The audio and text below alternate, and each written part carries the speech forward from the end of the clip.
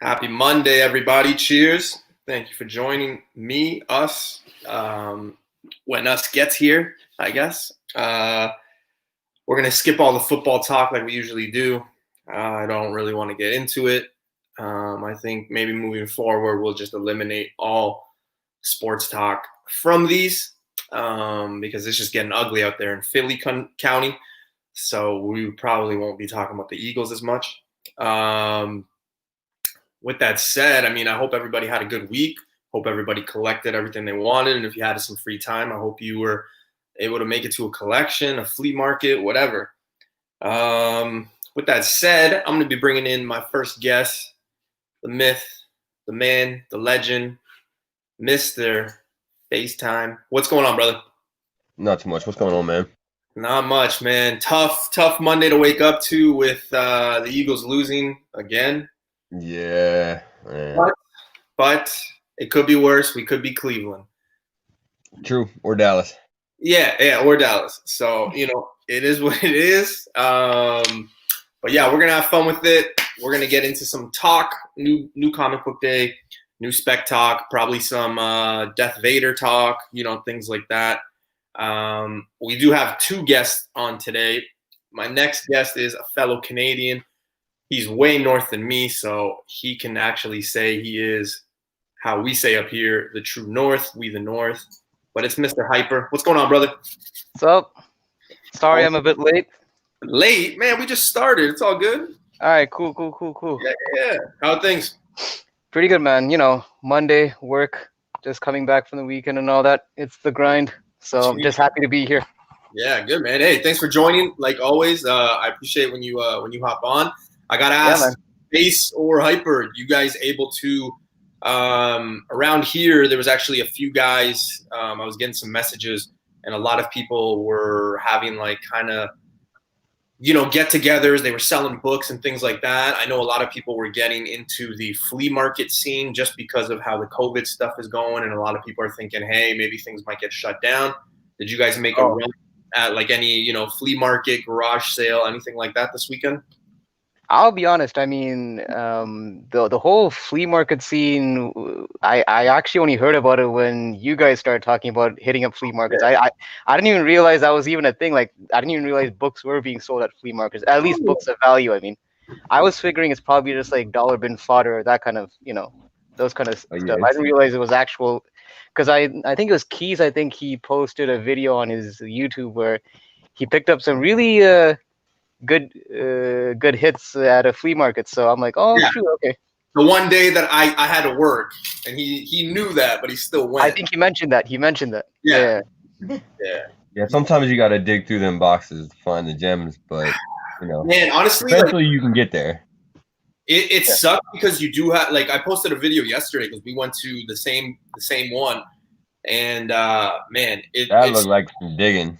Yeah, and especially because the guy has shit on top of everything, so you're just kind of moving shit, and then he's looking at you like, "Hey man, if you break it, you buy it," but then you have to remind him "Hey man, this is already broken," kind of thing.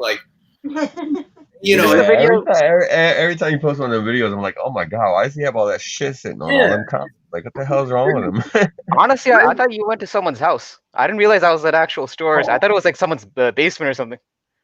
No, man, that we try to make Sundays a hop day where it's usually a day where we both get off. The only thing is now with COVID and it being a Sunday, everything closes. I don't know about the US, but in Canada, everything usually closes here 4 or 5 p.m. So when we get off work or we're able to get together at 2, we basically got 2 hours to just fucking go tackle the fucking world of shops that we have, right? So we try to tackle something, but the thing is, in that flea market, we only tackle maybe 6, 7 long boxes, and then the guy brings in a lot of shit. But that's the problem. He's got a lot of books that are just garbage, right? So when you do find that one, you're like, oh shit, you get excited. It makes it worth it. Yeah, right. I love those chases. I love those deep finds and things like that. But it does get frustrating because you're in a flea market, everything smells like dust and just that describe it, but like, you know, like that factory smell and everything, and you're just like, sweet, I just spent 2 hours going through books and I found like one book, you know. But I mean, but as that long as one that book book makes it worth it. Exactly. I mean, that's the beauty of the hunt. Absolutely, yeah. I haven't seen Keys or myself hit like a big jackpot book, like, you know, like a huge book where we're paying $5 and it's worth like $1,000 yet, but I think it's coming. Keys got that Canto. That was pretty nice. Yeah, dude. Yeah. Actually, wait, I kind of have to interrupt you guys because whenever I'm going, I actually got something in the mail, and actually my boy Bricks in the chat knows about this because shout out to Bricks. He's actually also from Montreal, and yeah, fellow. I wouldn't say Habs because I'm not really a Habs fan. I'm more of a Leafs fan. Come on, man. Don't. I'm actually a Leafs fan, believe it or not. I can't really say that out loud. Well, you know what? I'm like the only, like, I'm an immigrant, so like the only Canadian, like I'm Canadian on paper, but maybe the only Canadian that has like no Canadian teams. I am not a Canadian. Really? Yeah, for hockey, I'm a Rangers fan. Ugh, okay. Yeah, that's just what it is. They're like one of our rivals. Yeah. No, but nobody likes the Rangers. You know what I mean? Like. No, but yeah. Actually, to my point though, so I got something in the mail that I've been waiting on this for months because I ordered this back in June. Oh, sure. And I'm probably gonna post this on my IG at some point. But whenever I go on any channel, I actually got to show this book off. Yeah, do it. And I'm gonna hype this book right now, and I'm just gonna say we're still a month and a half away from 2020 ending, but this is probably going to be my variant of the year. And those in the chat, Face, you probably know which book I'm going to bring out once I bring it. It's... Oh, okay, yeah. Shit. Wow, yeah. Wow, nice. That's a good pickup, yeah. For those that are not in the know, just to give you an idea of that book, that's obviously the TMNT Last Ronin. It's a variant by the store Line Breakers. There's only 300 printed. And before I got off of work, I just checked on eBay what the actual sold prices were. And these are raw copies, mind you. Yeah. They're going for about 700 USD. Yeah, they're going for a mint. How much did you pay? I paid 25 USD. Oh my God. Yeah. Raw copies. Now, unfortunately, because it's a magazine size book, when it got shipped, the corner did get a bit bent, and because it's cardstock, it's a bit harder to press out. Yeah. But still, this is one of those books that like I probably will not be selling for a long time. Yeah. That's right. Seriously. Yeah. You got to, man. That's what I'm trying to do with those Iron Man variants that I have. Like there's two left that I got to get. I won't spoil it because I do have a video drop in early or probably Friday or Saturday, somewhere around there. But it's an AOK from somebody, so I'm going to be dropping that. There is 2 more Iron Man books. I'm looking for variants, and man, I feel it. You know, like when you find one of those variants, and I'm not a variant guy, but once you find that, especially one that you like, man, it's so rewarding. Like, bro, this was because I'm really big on TMNT lately. And yeah. I mean, I have been, but I wasn't really sure that the comics were good until I actually started reading the comics. I'm like, oh shit, the comics are actually good as well. Right. This book, as soon as I hit checkout, stock was sold out. And I was waiting when the pre-sale started. So it's not like, you know, I wasted any time. It was like gone in like 2-3 minutes. But wait, I noticed Keys is in the chat. I got to show him another book that I actually picked up. He woke up. He'll definitely dig these books. Oh, all right. Oh, yes. Newbie, what are those? Oh, yeah, man. Yeah, newbie. School us. Who's that character? Man, you know what? Sometimes I type a little fast when I do things. I don't reread what I say. And honestly, I didn't know what I was getting blown up with like comments about it and shit and like people laughing. So I was just like, oh man, you know, people are probably laughing because I'm not a Star Wars guy. And then I looked at it and Keys and Sana were like, oh yeah, Darth Vader. And I was like, what? I'm like, what the hell are they talking about? And then when I reread, like, I was like, God damn it! Like, It's like I thought my Star Wars knowledge was not that great, and then newbies like, hold my beer, I got this. Right. But before that, if you remember last week's show, I think you called what Star Trek, Star Wars. It's like, yeah. Oh man, and we lost like 50% of our viewers in an instant. I know, and I apologize. I really do because trust me, I apologize to all the Star Wars fans. That wasn't. It's fair. all good. It's all good. It was just it's all fun. Yeah, but Yeah, I hope we had a laugh about it. Before we get started, I just want to acknowledge the chat because there's a lot of you guys. Luis, thank you for joining. Lost Kid, Justin, Face is already here. Bricks, what's up, brother? Fellow Canadian, Kid Collector, Boom, Hawaiian Punch, Mountain. Man, there's a lot of you guys in here today. Free Louie, what's going on? Toe, man, this guy, like his name, it always tongue twists me. Topo Gijo. Yeah, I'm just gonna call Joe. TPJ. There you go. Bearded, what's going on, man? Nice to see you here. All right, so let's get started. Let's go. Oh, I just. Evan. Okay. I gotta give a special shout out to Sith Lordy. I was actually on his show last Saturday. Oh, nice. And unfortunately, the show they have a great show over there too. But unfortunately, the show is currently being edited because let's just say it kind of went off the rails in terms of we had a bit too much fun. So let's just say that some of the clips had to be repurposed. Oh, those are the best. Speaking of like shows on the weekend, I was supposed to jump on Drunken Chat on Friday, but work was such a fucking long day. I had to stay overtime. I couldn't make it. Big Mel, he gave out his big box. He had a bunch of comics in there. He had a big cast as always. And then he announced that he was going to take a little break. So we won't be seeing Mel. The show will be continuing. So hopefully, if anybody checks in with that, you guys still support Mel. It's Drunken Chat, Ultra, those boys over there, Lucas. I'm hoping to jump on that show from time to time still. But yeah, I'm just a little pissed off I wasn't able to make it on Friday.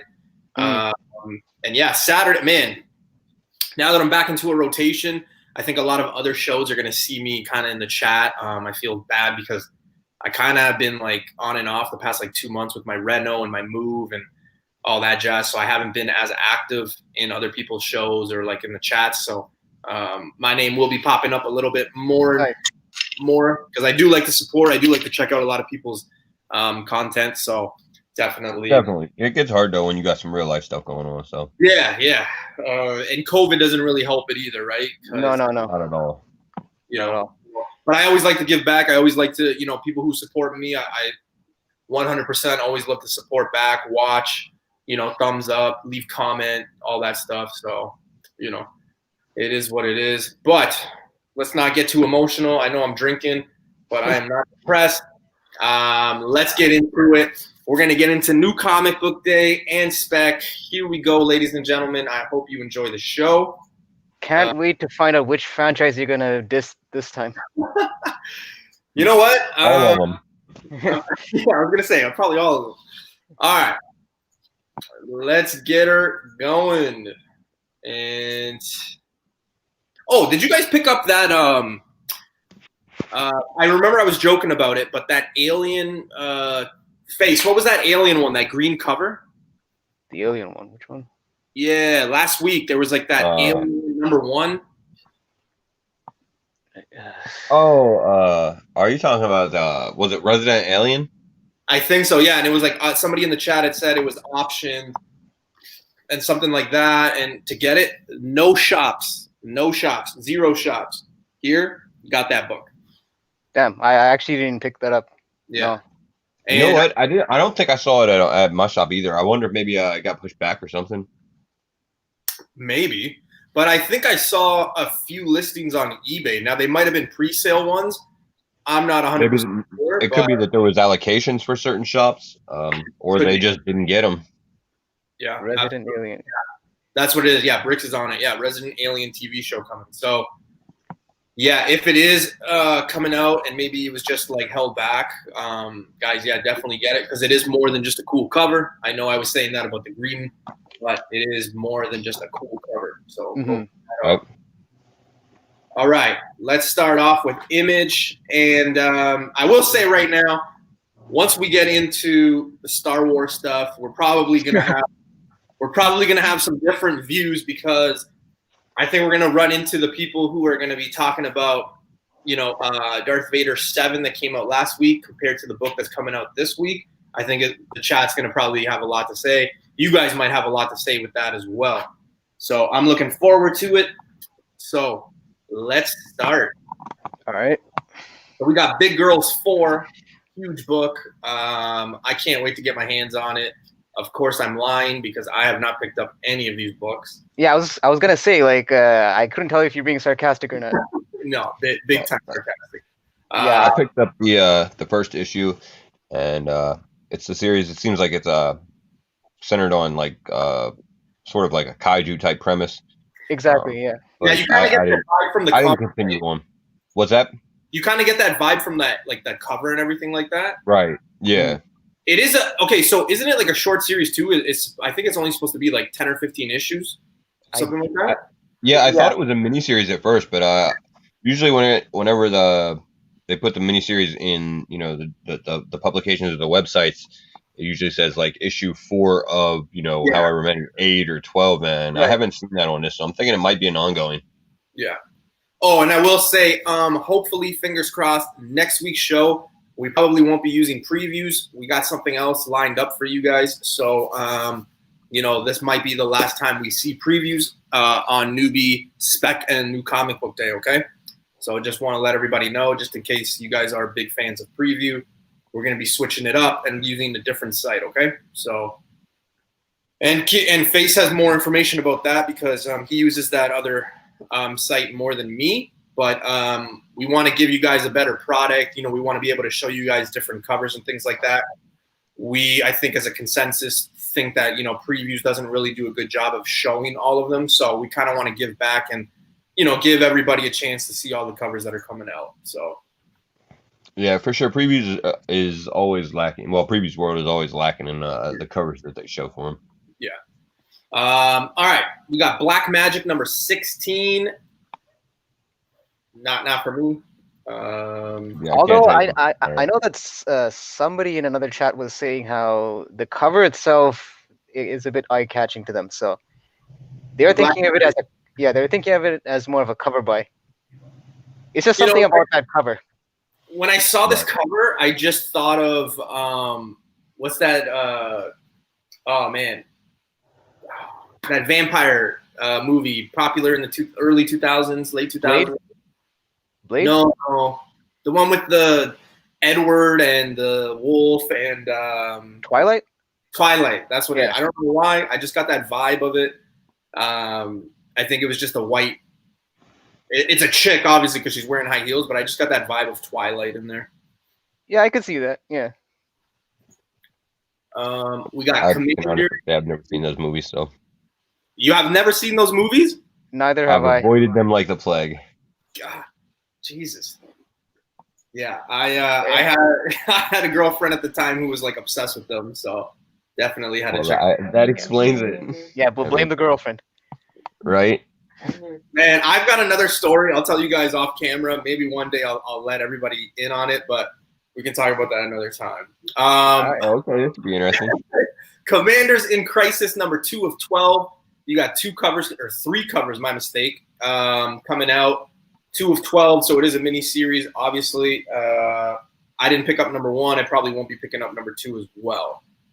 Yeah, I mean, I did pick up number 1, but I haven't had the chance to read it yet. So when did number 1 come out? In beginning of a month ago. Yeah, about a month ago. Yeah. Yeah, October, right? Yeah, it wasn't that long. No. A lot of these I remember seeing, but a lot of them I'm just like, Face, you've heard me say a few times. I'm like, I don't remember talking about this. Like, we'll get into like issue 5 or 6, and I'm like, I don't remember talking about this like even a month ago. It's just, so many books. It's just, yeah, it's hard to keep track when there's always so many new releases every week. Definitely. Die number 15. You got 2 covers. Die. We're just gonna skip over the darkness. Like that 25th anniversary doesn't mean shit. I said we just gonna skip over the darkness. Like that's the 25th anniversary don't mean shit. Darkness number 1, 25th anniversary. There is the one right here. I'm assuming you're picking this one up. Yeah, you know what? Actually, I probably will. I usually grab the anniversary issues. Yeah. For to reread them, a little nostalgia. I mean, it is the writer of The Preacher and the Boys. Garth Ennis, yep. Right. Yeah. So limited edition will only be printed once and set a limited quantity. So I mean, if you're into that special print run and limited edition, here you go. This is a book. So clearly, it's not a Marvel title. Yeah. No, definitely Man, not. if it was a Marvel title, it would be like 27 printings. Yeah. Stupid. There is it looks like a cover B, but it's $10. It's a Cedric variant. Like, he's the guy that did. They gotta have their premiums. Yeah. He's the one that actually wrote Harleen, the Black Label miniseries. Stefan Cedric. $10. Yeah, so I think he took a break from doing regular comics and went back to a primarily digital format. Last I heard. Okay, I mean he always has dope art though. I love his art. Yeah, for sure. Oh, okay. So the chat's saying yeah, for sure. So Justin's picking up the darkness. Bricks is picking up the darkness. Okay. So I'm assuming that one's going to be a book that I probably see later on eBay going for maybe double the price for sure. I don't know. I mean, Face, what do you think? Because it's a commemorative issue, don't you think that they'll probably have a lot of these out there though? I think setting the limited print run does help to keep those numbers down. So it won't be as many as the ridiculous amounts of these commemorative issues we've seen in the past, but there probably still will be a decent amount of them out there. It always seems to be more than it actually seems, right? Like there's always, you think that there's not that many copies, and then you see a lot more than there actually is. I kind of skipped and went ahead a bit, but Die 15. Die was pretty hot at the beginning. I know a lot of people were jumping on the issue 1 through 3. The covers were pretty cool. I remember I almost picked up, I think it was number 1 or number 7. I can't remember. No, not number 7. Yeah, maybe number 7. I can't remember. If I saw the cover, I'd know it was like a black and red one, but they've had some pretty cool covers throughout. I just have not been following the storyline at all. So at this point, I think it'd be kind of stupid to go from having one book in the collection to picking up at 15. Right. You were pretty not big, but you were picking this series up, were you not? No, I have not been picking this up. No. Yeah, I mean, I know it's a good series, but I kind of missed the boat on it, and I'm usually the type that I don't like to kind of start in the middle of a series, especially if it's like one of those overarching story arcs. So I might just do a trade wait on this one, probably. Right, exactly. I would treat it the same way and just wait on the trade paperback for it. Mm-hmm. Yeah. Aside from that, you got Die number 13. I'll be honest, I didn't even realize that series is still continuing. Yeah, it's pretty crazy cover. You got funky colors, everything like that. I don't know anything about this storyline, so I can't even, fake to know here. I just have no idea about this one. Robert Kirkman. Yeah, I'm in the same boat on that one. I actually, for a long time, I was thinking it was the same series as Die. Yeah, it doesn't help. It doesn't help. I was like, oh wait, no, this is a completely different series. Yeah, I guess it doesn't help that it's like back to back, right beside each other. Exactly. Right. So I just overlook it thinking it was a variant or something like that. And then... So this one, actually, I forgot to talk to you guys about this one last week. And I was going to talk to you guys about this one kind of off screen. Mm-hmm. Obviously, Ice Cream Man and the covers that they're doing are insane.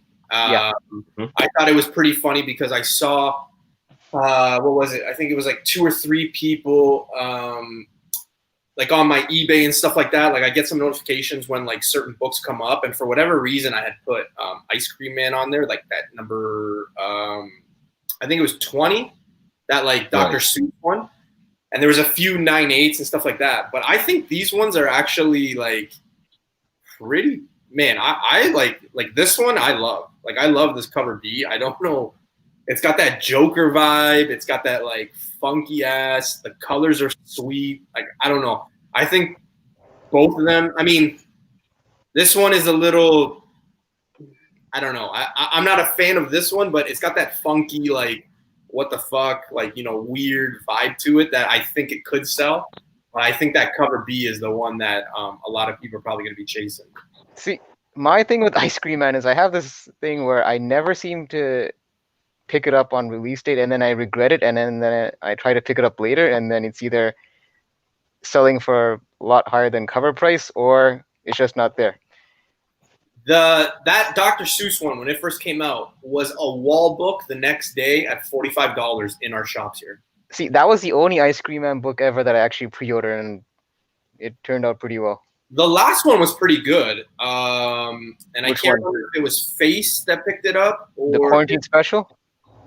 The one where I've been on Ice Cream Man for a while. Yeah, but that last cover Face was that one where he's like on that like flower, not flower. Is it a flower? Maybe he's on like this little. Oh, you're talking about the 20. You're talking about the third print, yeah.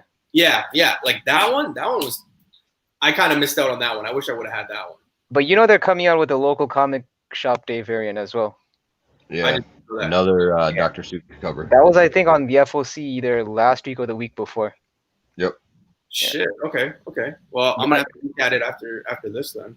Yeah, I'm definitely. Sure in your shops too. Let's see here. We got Rat Queens number 22, second print. Yeah, I got nothing for this. And Sith Lordy's asking me to show you the Woody covers. There's a whole backstory behind that. I'll explain it backstage because it's one of those inside joke things. I'm gonna have to explain that to you later. Oh, okay. Yeah, no worries, man. Yeah. Because if I show it to you right now, like why is he showing me Toy Story covers? No, we got 7 to Eternity number 14. We got 2 covers. Yeah, I can't. I'm probably skipping on these ones. Not really a big fan. This one's got. I was actually looking through the previews earlier, and I saw this, and I didn't recognize it. It was one that I was like, "Damn, where the hell has this book been?" It's number what? 14. Right, like 14 issues. Yeah, it's whatever number it's on, and I haven't heard of it. Yeah, I'm with Face on this one. I kind of let this slip by, and I mean. But the writer's a pretty good one, Rick Remender. So I actually like it. Exactly. That's why I was so surprised that I hadn't seen this before. Yeah. Well, the key in the citation here is the origin of the Springs reveal. So if you're heavy into, I don't know, say the origins, or you read too much into the citations, I mean, this one might be one to pick up for maybe possibly something important, I guess. I don't know. Sometimes when I see in the citations, that those keywords or like fight or this character might be revealed with something or the word origin. I don't know. That's just what might be a good jumping on point for the series. Yeah, absolutely. Yeah, or that like a selling point, something like that. So yeah, I don't know. I'll have to take a look. Out of both, I'd probably pick it up now.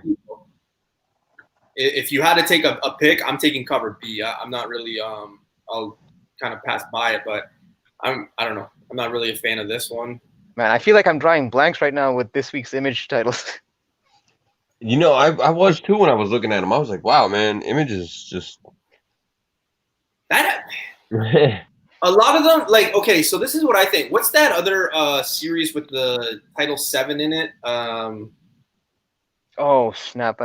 Because sometimes what ends up happening is Are you talking about 7 Secrets from Boom? Secrets? Yes, that's what it is. Yeah. Sometimes you just have two different stories with the same kind of like word or whatever, so your mind just kind of goes with it. I know that's happened to me a few times, and I've been totally wrong on some stuff where I'm like, oh shit, wait, that's not even in the same storyline. How the hell are you gonna tell me you can keep track of 37 fucking Spider-Man series coming out every week? What I'm saying is, but because 2 books have a word 7 in it, that's gonna mess you up. Yo, man, that's just how my brain works, man. I literally I take one word from whatever, and then it just stays up here. It's weird. Trust me. Hence, Death Vader.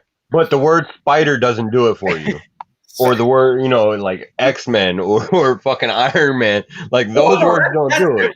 That's different. Those are like up here, man. That's different. But like with new stuff, yeah, I just find that like a lot of things, like just one word from like each story, sometimes it just stays. So I'm like, No, I can see that though happening.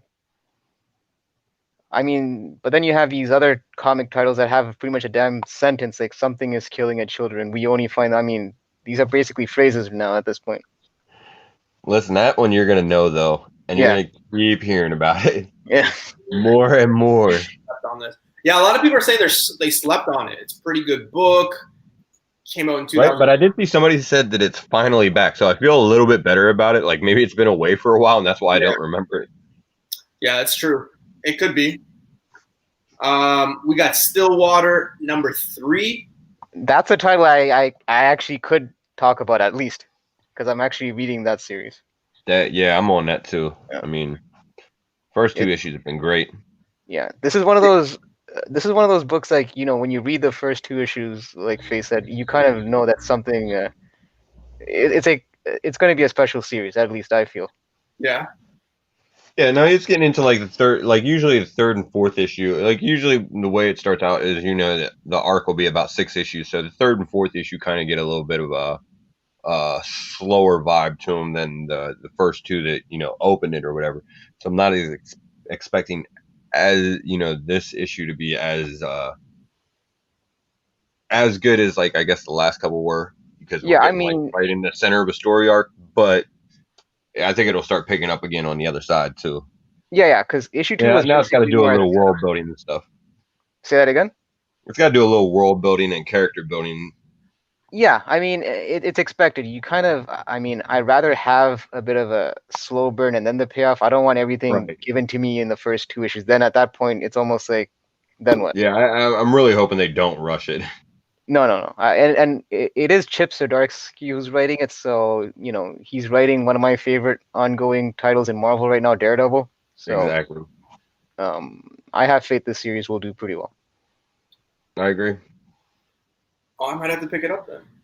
No, definitely do. I mean, I'm not sure if you could even find the first print for issue 1. I believe you might have to get a second print on that one, because I know that those sold out, and they actually were selling for at least $10.15 at one point. I think even the second prints are kind of hard to find too, to be honest. Really? Oh, okay. While you guys were talking, I was just looking at some of the comments, and Wolf was saying that he invested heavily in that 7 to Eternity from day one. Hopefully it can gain back the momentum from a couple years back. So yeah, Face, maybe you're right. Maybe it's just been something that not necessarily we missed, but just something that hasn't been around for a bit. Yeah. Right. It sounds like it's going to be a good time to pick it up. So that's probably, I'll probably pick up this issue and check it out. Yeah. We got that Texas Blood number 2 second print. You got 3 of them. Well, actually, you got number 2, number 3, number 4. Just be careful because they basically have the same title, white cover, but just obviously the Texas logo is in different colors. So just make sure that you guys are picking up the right one, depending on which one you get and depending on if you're actually picking up the series. That one was pretty hot for like the number 1. I remember some people were talking when it first came out that it was pretty hot to check it out. I don't know. I haven't really heard much since then, so I don't know. Yeah, I haven't. It's one that, again, that I'm probably going to wait for trade paperback. Exactly. It's only 4 issues, so. And then you got some Walking Dead. So Walking Dead DLX number 3. You got 1, 2, 3, 4 covers. Yeah, I don't know. I'm kind of, I don't know. I mean, I'm picking it up. I love The Walking Dead, so I like getting the chance to get these books in color with, a different cover on them. I like to pick up a different cover or whatever than, Yeah, I'm probably just picking up the first 6 issues because it's a connecting set, and I'm a bit of a, like I said, I'm a bit of a sucker for connecting variants. So after 6 issues, who knows? But the fact that this series goes on for 193 issues, I don't know if I'm going to be able to keep up for the entire series, especially with other stuff on my pull.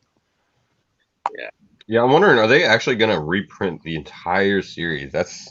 I think that's the plan. I mean, the fact. I know it's a plan. I'm sure they would love to, but I think the sales would have to validate at a certain point, and is issue uh, you know 74 going to hold enough interest on the reprint to continue going at that point? You know what Well, I I mean? mean, I figure those that have been, let's say, buying up to 73, they're pretty much in it till the end. Why would you like buy up to issue? Because it's not like it's a surprise. Everyone knows that the series ended. So True, and 74 is probably a bad example to use, but like no, but you know, but I hear what you're saying though. Like, I mean, Moving on to Boom, we got You Look Like Death, Tales, Umbrella Academy. Umbrella Academy obviously being one of the hottest things of the year. Obviously, the Netflix show was like unreal. These 3 covers are dope as hell. I'm just kind of weird with the art, but I like the cover B and the cover C more so than the cover A. But nevertheless, I think this is going to be a book that a lot of people pick up. Very popular show, of course. So I would expect this is the book a lot of people will be picking up. cover C is pretty dope because there's actually pictures in the picture. If you actually look at it, if you look at his shirt, it's actually you got like people, you got the monkey. For whatever reason, when I saw this cover actually, and I saw the monkey, I started thinking of Venom 9. oh yeah, 9. Like the monkeys and all that. I don't know why, but my brain went into that, and I was like, ugh. I just had that. Still, probably one of the ugliest covers of all time is that Venom 9 cover B or whatever. I think it's cover B. It's not a second print, but it is cover B. Probably one of the ugliest covers of all time. Now I'm curious. I'm gonna have to look this one up. I can't believe you don't like it. Seriously, man, I'll bring it up once we're all done. Before we get back, I'll bring it up. It's just one of those. It's like that. I don't know, man. Like I was talking to Keys about this. I was like, man, we should do a show with like the worst covers ever, because I think it would just be like obviously pretty funny, and obviously the chat would get into it pretty hard. But yeah, it's just in my opinion, it's just one of the ugliest covers, and it's still like I think man, that could be an interesting show. Yeah. So basically, you want a show dedicated to Rob Liefeld. Yeah, that was the first one that popped into my head was Rob Liefeld's Captain America cover. Captain, which one? Captain America. The one. The one with his big chest. Yeah, the chest, man. Oh, I think I know which one you're talking about. I don't follow Captain America that much. I did see one that he did with, what was it? I think I saw it this weekend, actually. It was a Rogue one. I'll bring it up. All right. Before we get into this. Yeah, but he does. Yeah, it's just. All right, we're going to go into IDW. And what do we got here? So we got G.I. Joe, one of the biggest G.I. Joe fans, and just in the cartoon comic world. I know FaceTime is big on them. I'm assuming you're going to be picking up both of these? Yeah, of course. And, like this storyline has actually, it's been going on for, man, I forget how many issues long this one's been running. I think it's like a 10-issue arc or something like that. And we're finally hitting the conclusion here at 275. So Jay Hood is saying, is Umbrella Academy still a hot title, though? It kind of cooled down a bit. Yeah, it cooled down. I will say this G.I. Joe cover, though, is pretty badass. I'm not going to lie. Mm-hmm. Of course it is. Cobra. Yeah. The cover B there, it's got like, it looks like probably everybody that's ever been on the show. It looks like what my toy chest used to look like when I was little, playing with them. You open it up, and here you go. Actually, I'm surprised that Hyper's not on those, because I believe they've been doing those for a number of issues now. They've been doing those covers, but I think they're connecting covers. No, but the thing is, like, I'm not like, even though I mean I picked up G.I. Joe figures here and there, I wasn't actually a big G.I. Joe guy. I mean, I followed the other series like Transformers to some extent, but G.I. Joe wasn't really something that I actually was watching when I was a kid. So I mean, that's why I don't have that much of a connection to it.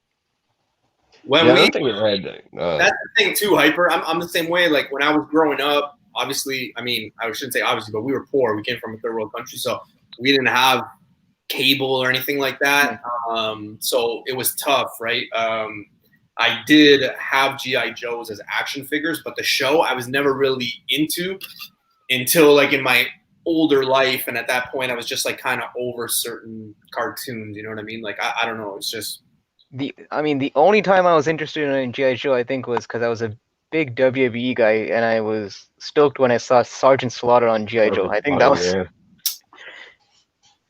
was probably really the only thing that got me hyped on G.I. Joe. What wasn't when the movie came out, isn't Channing Tatum like the main character or something like that?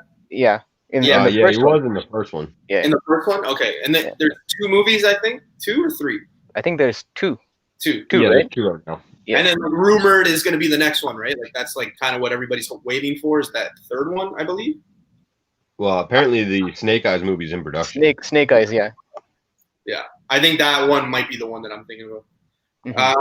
We got Marvel Action Avengers number 2. I don't know. I don't know why this one is in IDW, but whatever. I have not picked up too many of the Marvel Action issues, to be honest. The only thing about these series is like the incentives seem to do pretty well. Like, yeah, they do. Some of them, not all of them. That yellow Hulk came in. Yeah. Yeah. Right. Okay. Yep. Yeah. These ones outside of that cover with the yellow Hulk, those ones you could probably like. I shouldn't say probably. You can still find all of those at all my shops. So I don't think it's doing as well.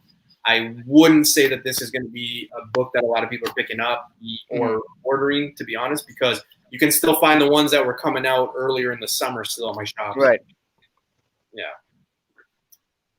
Snake Eyes will reboot G.I. Joe. Yeah, hopefully. You got My Little Pony Friendship. I don't think anyone's going to be picking that up. I know that a lot of people pick up the My Little Pony Transformers, but there's no Transformers in these ones. No. But I mean, I hear that people still collect them because for whatever reason, I mean, I could be wrong, but I hear that they actually sell pretty well in the aftermarket because there is an actual collector base out there for My Little Pony comics. Yeah, apparently there is, but no, there is. Yeah, huge. Magic Lasso. That was like 3-4 weeks ago when I was at my old house. We got a new setup. My new office is being constructed, so I won't have that. Pretty soon, I'll be back to having all my Iron Man stuff behind me, and you guys will have a good representation. Sea of Sorrows, number 1. Obviously, it's a number 1. It's 5 books. It obviously says right there, 1 of 5. I don't know. The incentives on that might do pretty well. There's a 1 in 25 on that one that people are already talking about. Right, the 1 in 25 on that looks great. You could actually, if you click on the title, Sea of Sorrows, on your address bar, type in 65, like add a 5 instead of a 3, like take away this 3. Add a 5? Yeah. Oh yeah, this is what Lucas, ooh. Yeah, apparently that's the cover that people have been talking about. Huh. The 1 in 25. Yeah, that's the 1 in 25. I mean, it's not the best looking cover. It doesn't speak wow to me. Obviously I'm kind of like biased. I like those black covers. When I saw this cover, I was like, okay, it just looks like a black cover until you actually click on it. Unless you've seen it up front, but you kind of have, the guys in scuba gear. You kind of got this chick what looks to be like a chick. So it's got some hidden stuff in the cover. I just kind of fell in love with the cover. It being a number 1, you're obviously going to get some big names, obviously the first characters and things like that. So I don't know. This one is not on my pull list, but I feel like I'll be able to pick this one up. Yeah, I mean, it's an underwater horror series, so the premise is enough to get me to pick it up. I love that, man. I love that underwater, thing. Like one of the biggest things I love about just life in general, like one of those big, like crazy mysteries is that we've only, like human race has only like searched 5% of the ocean. So like shit like this, when I read shit like this, I'm like, yo, this could happen. You don't know. Like, you don't know. Good luck finding these in high grade because I know like usually with all black covers, those spines usually take a hit. Black dude, hyper. That's what I always tell people, like, if you have a black or white cover that you love, it's almost like a troll. It's more of a trophy to have those covers in very high grade, just because of the fact that those are the two hardest to actually keep, especially if you have it raw. Like those guys that have a raw, nice copy in a black and white, it's just like, it's more of a trophy to me. Just having those, just like the work you put into like keeping those in high grade, it's unreal. Especially with the printing quality lately, like on Marvel's side, I think there was an ASM book that had a black cover. I just touched it and basically my fingerprint came on it. Couldn't get it off. I wasn't even eating anything. The color just rubbed right off. Yeah. Oh wow. And Bricks is agreeing. He's saying don't sleep on that book. All right, maybe I might have to. I know there's a lot of Star Trek fans that follow the show, so you got. Oh, he said it right. He said it right this time. He did get it right that time. You got two covers there. Beside it, you do have that Star Wars Adventures Annual 2020. Yeah, I gotta pick that up. I mean, it's got Jackson on the cover, so. Yo, Face, you know who I thought it was at first? I thought it was like, what's that cartoon? Bucky O'Hare. There you go. That's the character that Bucky I thought. O'Hare, yeah. maybe because I just watched Space Jam like 2 days ago, I thought it was Coyote. Like from far away, I was like, oh, it's Coyote. I can. Well, I was gonna say I could sort of see that, but not really. Just saying. Face. Offending all sorts of fandoms. That's what I do, man. That's what I do. Face, I think you're going to be picking this one up because you are very high on this character, correct? Yeah, definitely. I just jumped on the series, so. Yeah. Yeah, a lot of people. It's a love-hate relationship with this guy with me. I don't know. I've never really been big on it, but you know, the people that do follow it are those like crazy people that are like, man, this guy's coming. This guy's don't sleep on this guy. But it is like, this is a big niche. This is a niche, I think, because there's but it's begging for like an animated series. Yeah.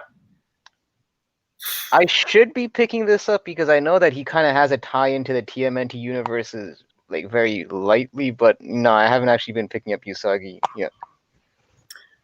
Right. That, and yeah, everybody chat's already talking about Usagi Yojimbo 15. Yeah. Maybe the variant on that. Yeah. Face smartened me up on that. I actually pre-ordered the 1 in 10 incentive for that one. 1-2, Mr. Kevin. I know. That's the thing. Well, I got like 3 or 4 of them coming now. Nice. 1-2, Kevin. He's saying that number 15 is a huge issue.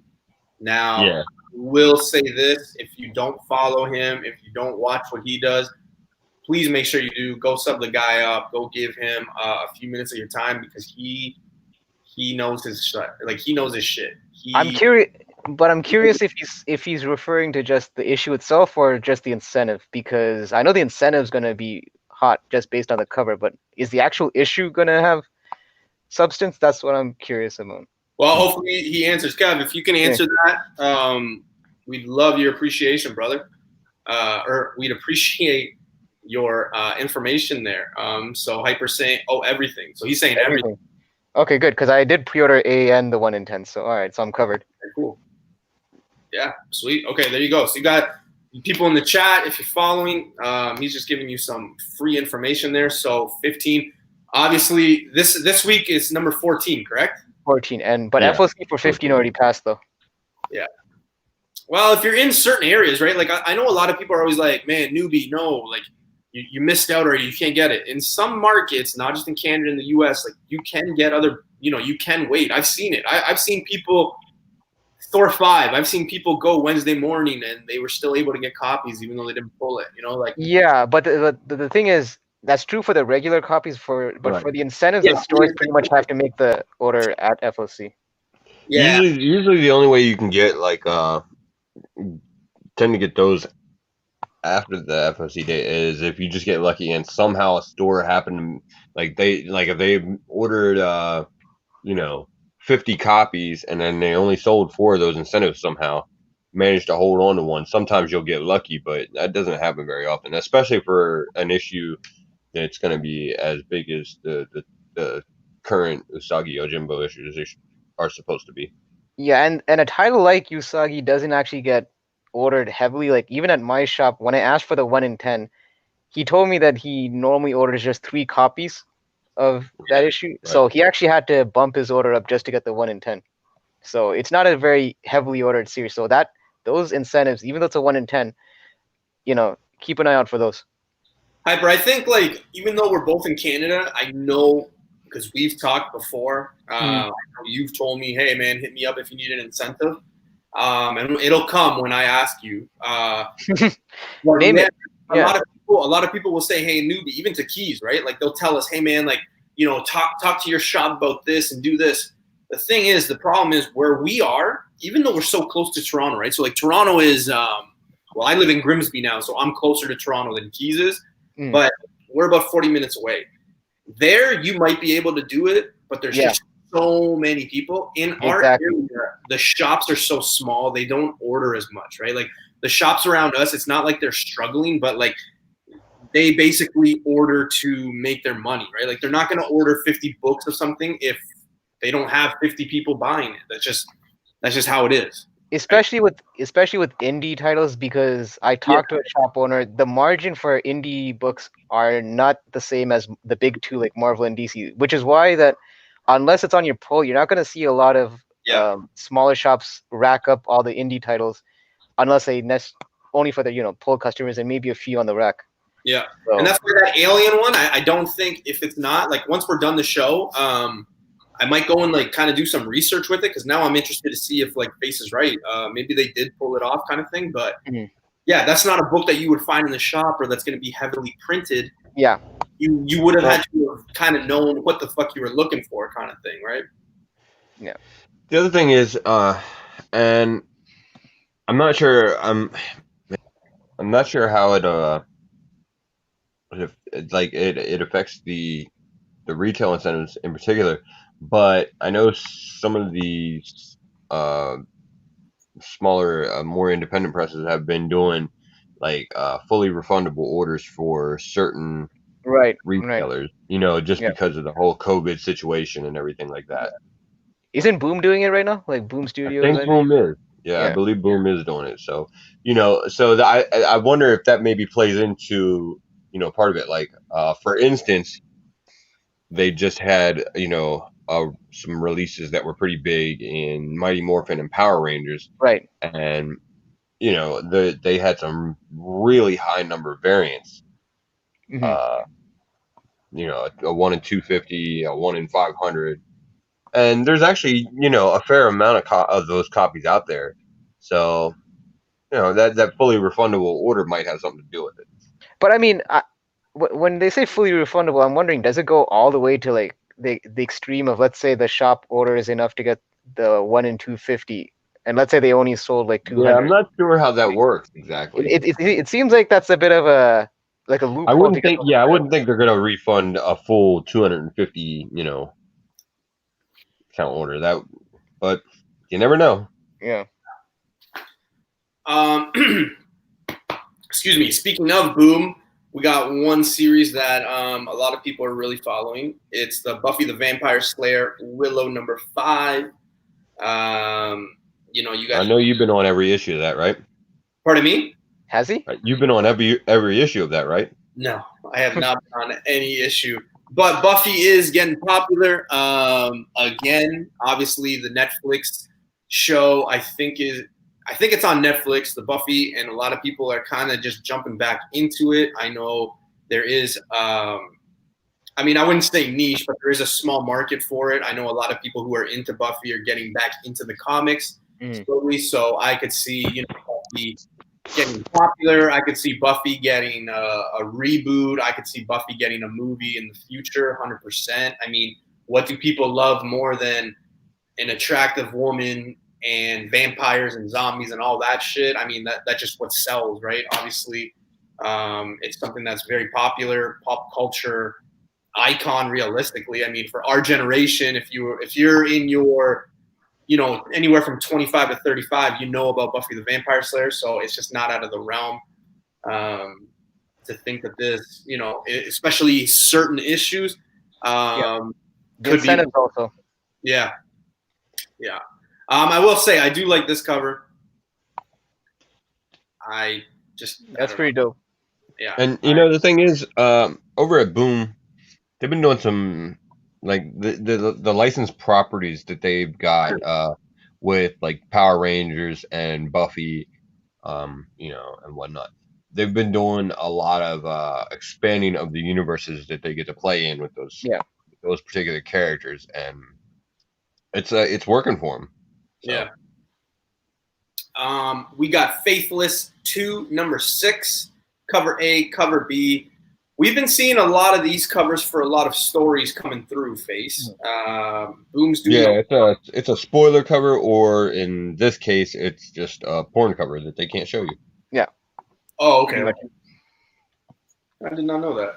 Yeah, it's one of those polybag covers. Yeah, because like this is cover A, so yeah, okay, I can see it. We got Firefly 22. I gotta admit, every time we talk about Firefly, we kind of just pass by it. I don't think anybody's. I mean, I shouldn't say anybody because obviously somebody's picking it up, but I'm picking it up. Oh yeah, are you? Oh shit. Yeah. Face is picking up everything. Yeah, man. I love Firefly. Firefly's great. Have you been on the whole run, or have you picked it up late, or? I actually just jumped into it at the beginning of this event. Like I just said that about Boom expanding the universe on characters and everything like that. That caused me to go ahead and jump into Firefly, and especially it was a convenient time because they were just starting a pretty sizable event for that universe. So I was like, I love Firefly. Why have I not jumped on this series and just got on it? Yeah. Speaking of something that I think will probably do a little bit good this week is Something is Killing the Children, number 12, number C. And you got the main. Obviously, it's a popular series, something a lot of people are picking up. Yeah, that book might do okay. Yeah. I don't think there's going to be anything like crazy special, but I mean, the series is out. I'm expecting people to pick it up. It's hot, so. The only thing about the series, though, it was bound to happen, but before when, it was kind of under the radar, it wasn't as printed as much, people didn't take notice, so those early issues, go up in value. Issue 12 has several exclusives that have basically, at this point, it's pretty much like a mainstream series at this point. Yeah. So. Yeah, I think everybody's just waiting for just an announcement of like, hey, confirmed, this is going to be a show, this is going to be a movie. Yeah, I think people are banking on that. I mean, I'm picking up the 1 in 25 Peach Momoko variant for this one. I remember passing up on issue number 1 when it was like $12, and I was like, I don't know. And I remember Brian from Simple Man talking about it back in like April, and he was like, man, I think it was like he had it at like number 10 of their like top 10 back issues. Back issues? Yeah.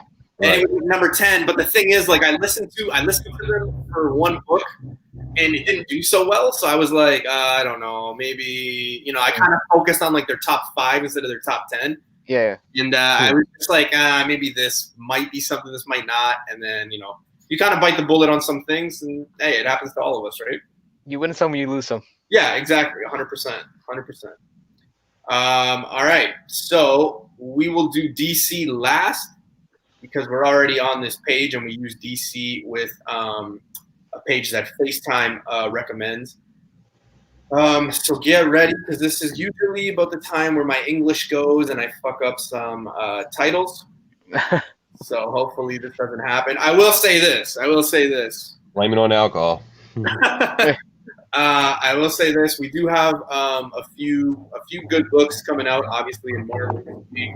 And I'm interested to see what the chat and interested to see what you guys are going to say about certain books.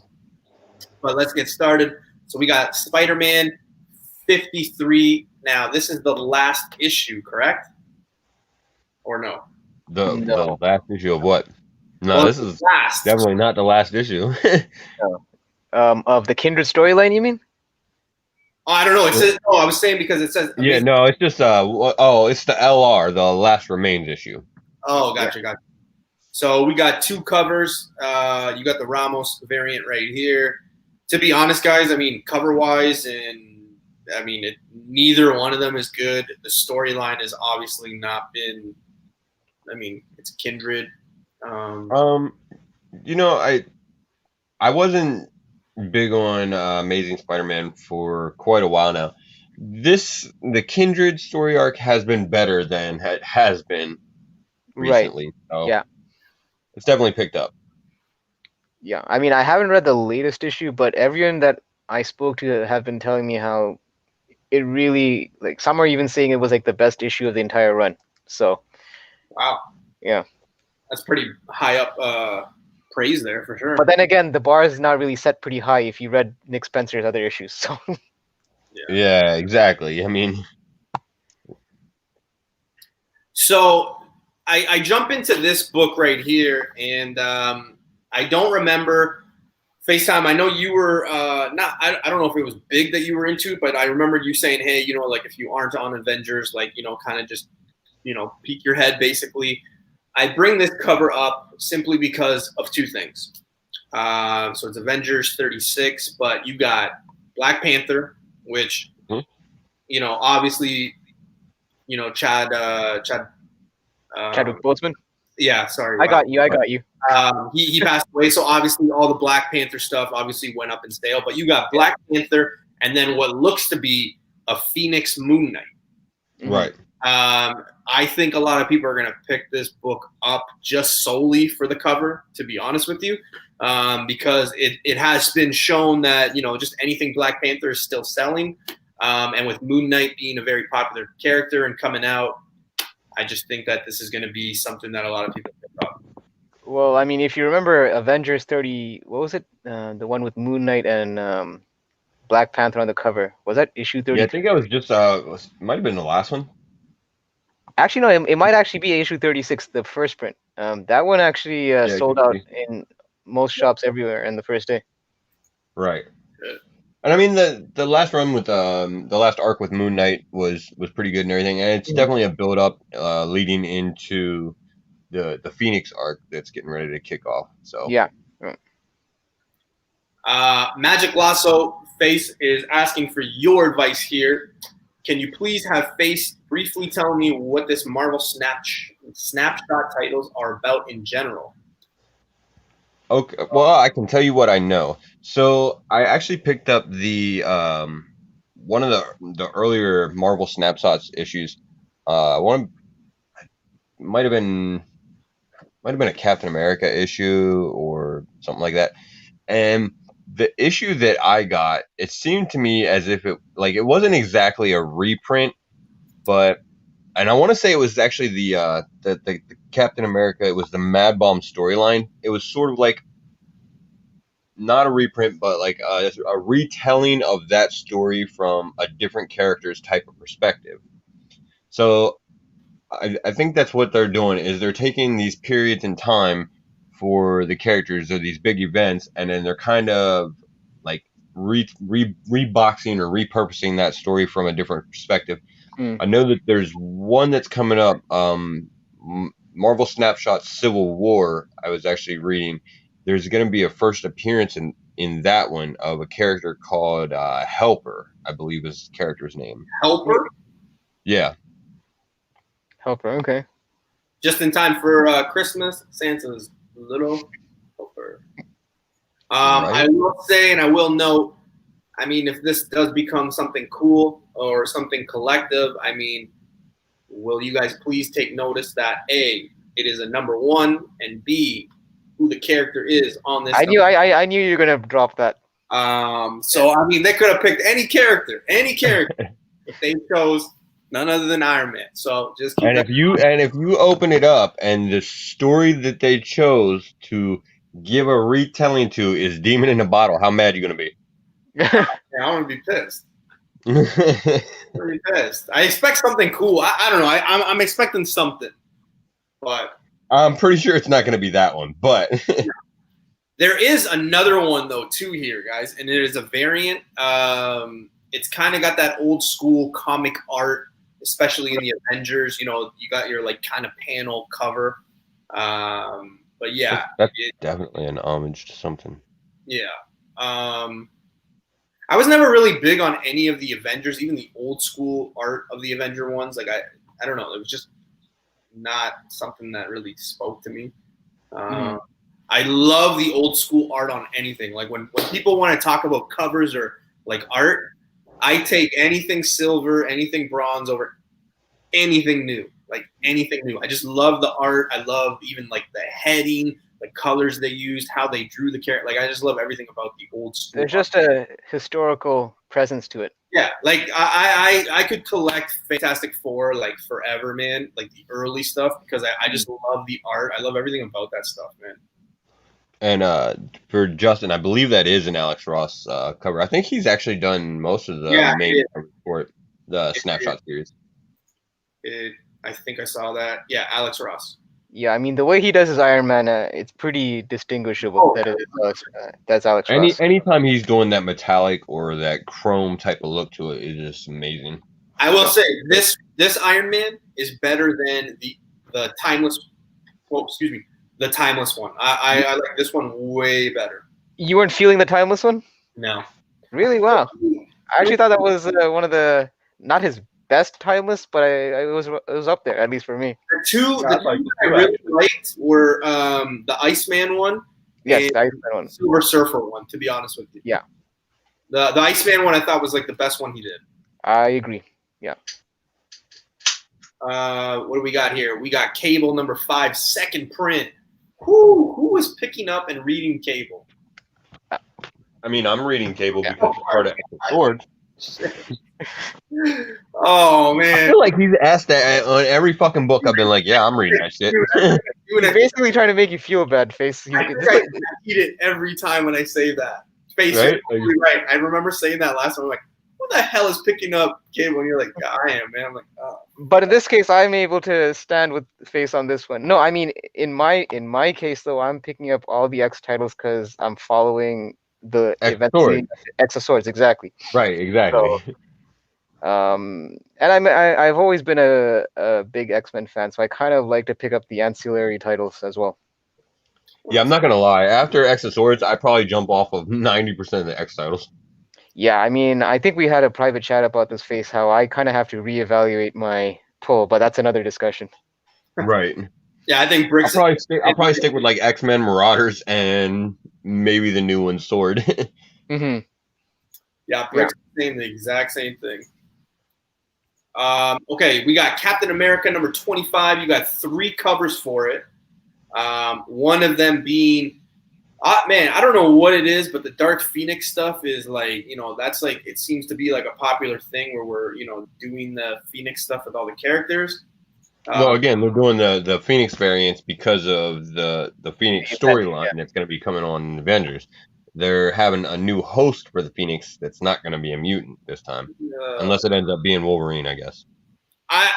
Okay, yeah, I don't want to get too ahead. I had a conversation with Mel V about this, and I'm gonna just not say my thing yet. I'll tell you guys later, and then maybe like weeks down the road, we could be like, hey, newbie, yeah, maybe. But well, that's not fucking cryptic. I don't pick up Captain America. I think I have maybe 1 cover of Captain America in my whole collection.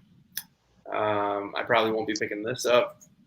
I will say, I love these covers. I said it, the last couple of weeks. I think dope, yeah. I like the shield, emblem, the way they do it. And I think I made the comment last week, right? Like when we were talking about how people are collecting and how popular it was to collect that Alex Ross timeless stuff. Right. I think the Snapshot will get the same thing, but I think these ones will get the same love. I think people will collect all of them. And to be honest, I feel like if you had all of these, I think it would just be a better, visual.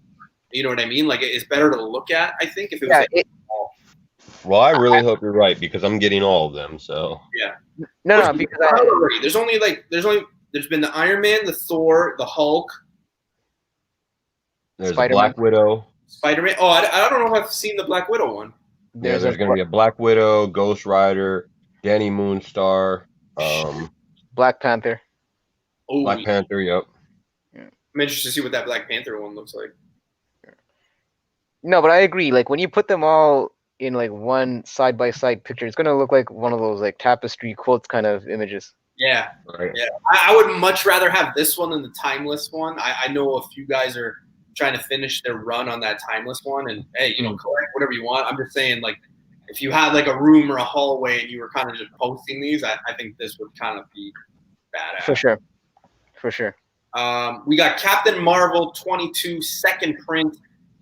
I can't remember if anything on the original print was important, face, because I remember 18 was the first appearance of her like half sister. I think 19 was the first cover appearance, and then obviously 23 that came out I think 2 weeks ago was very important because we had Submariner's son in there fighting Captain Marvel. But I don't remember if anything important happens in number 22. It's I believe the offspring of Forge and Betsy Braddock, right?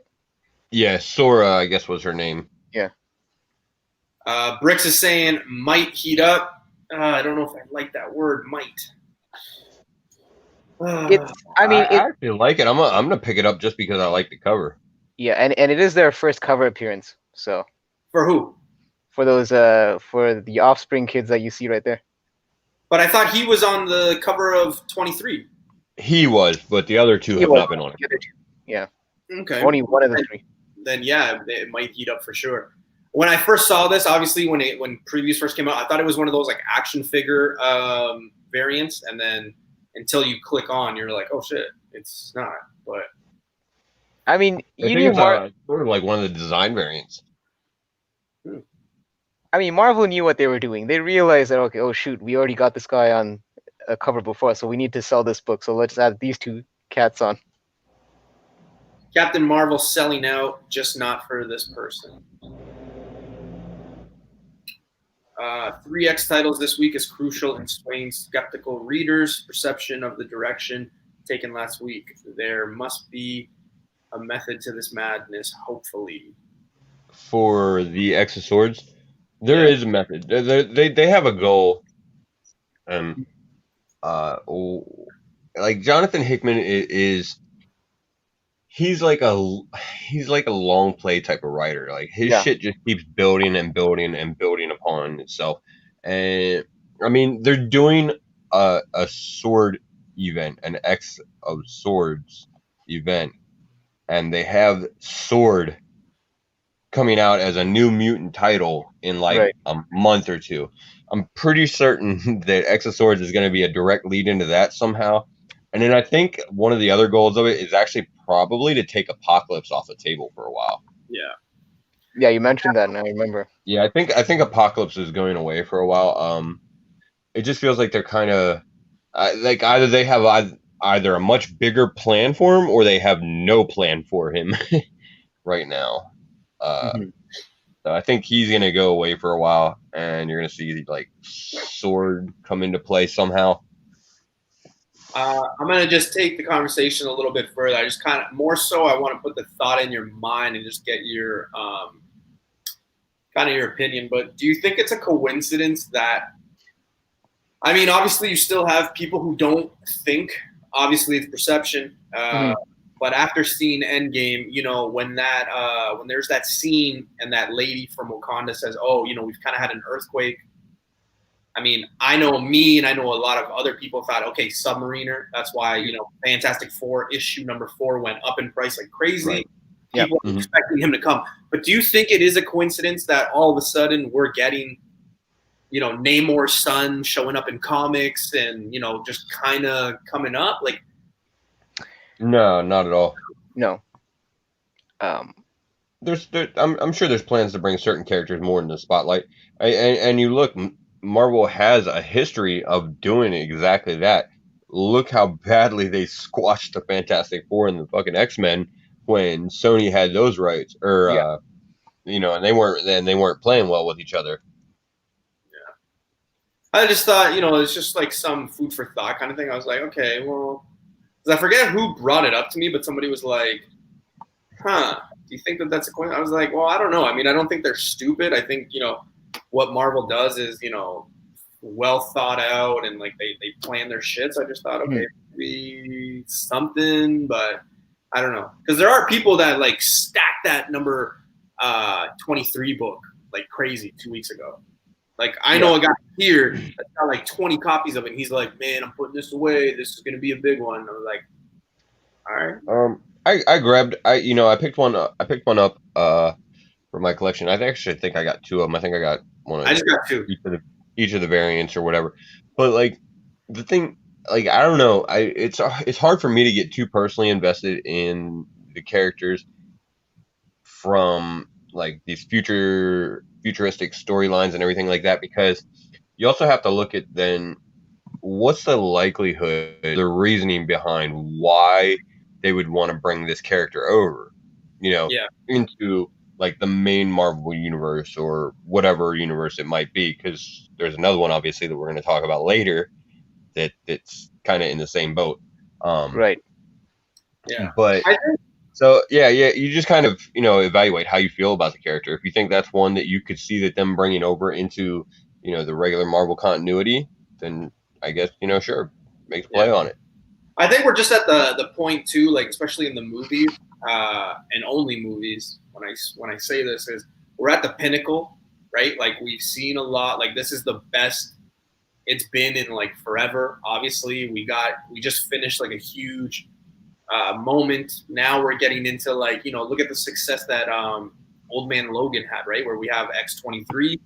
So a lot of us that have been following obviously the movie since the early 2000s with X-Men. I mean, I know you get conflicted with this, but like with the comment I'm going to say, but like a lot of people, you hear it a lot with Spider-Man. It's like, okay, how many times are we going to reboot it? Like, are we going to be able to see new characters? Are we going to be able to see the children, the kids, things like that, right? Because a lot of people are saying, okay, like we need to get new blood, we need to get new characters, we need to, we can't just keep seeing Wolverine and Spider-Man, even though they're popular. I don't disagree with that. I'm just saying there is going to come a time where we're going to have to see the new blood. We're going to have to see the children. Oh, for sure.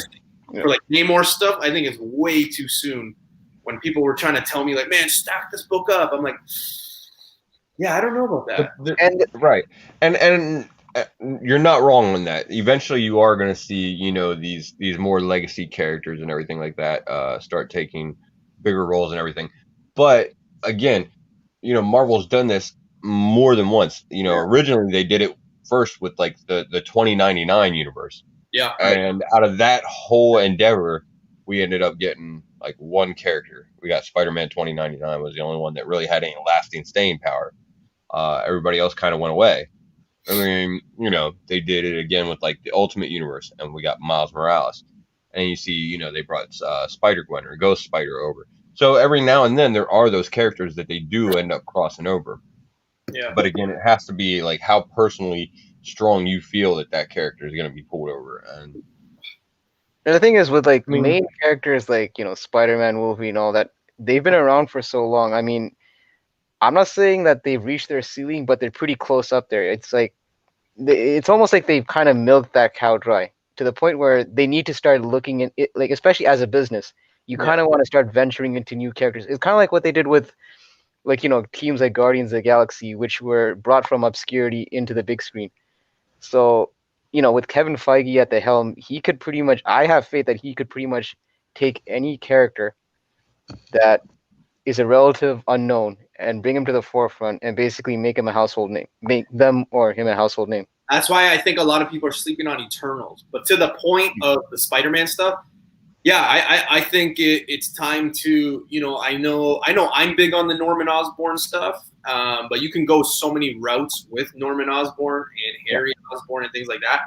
But I think eventually, I mean, we have to see the Sinister Six. I think we have to see I don't think a villain like Rhino can carry a movie, but like if you had Rhino and Shocker, like it seems like Spider-Man's doing that 2-villain thing per movie kind of thing, or like showing one big one and then like a small character that joins it. So I think that's the route we're going. But eventually I think that it's going to have to go that Sinister Six route because there's only so much that you can do with that Spider-Man storyline.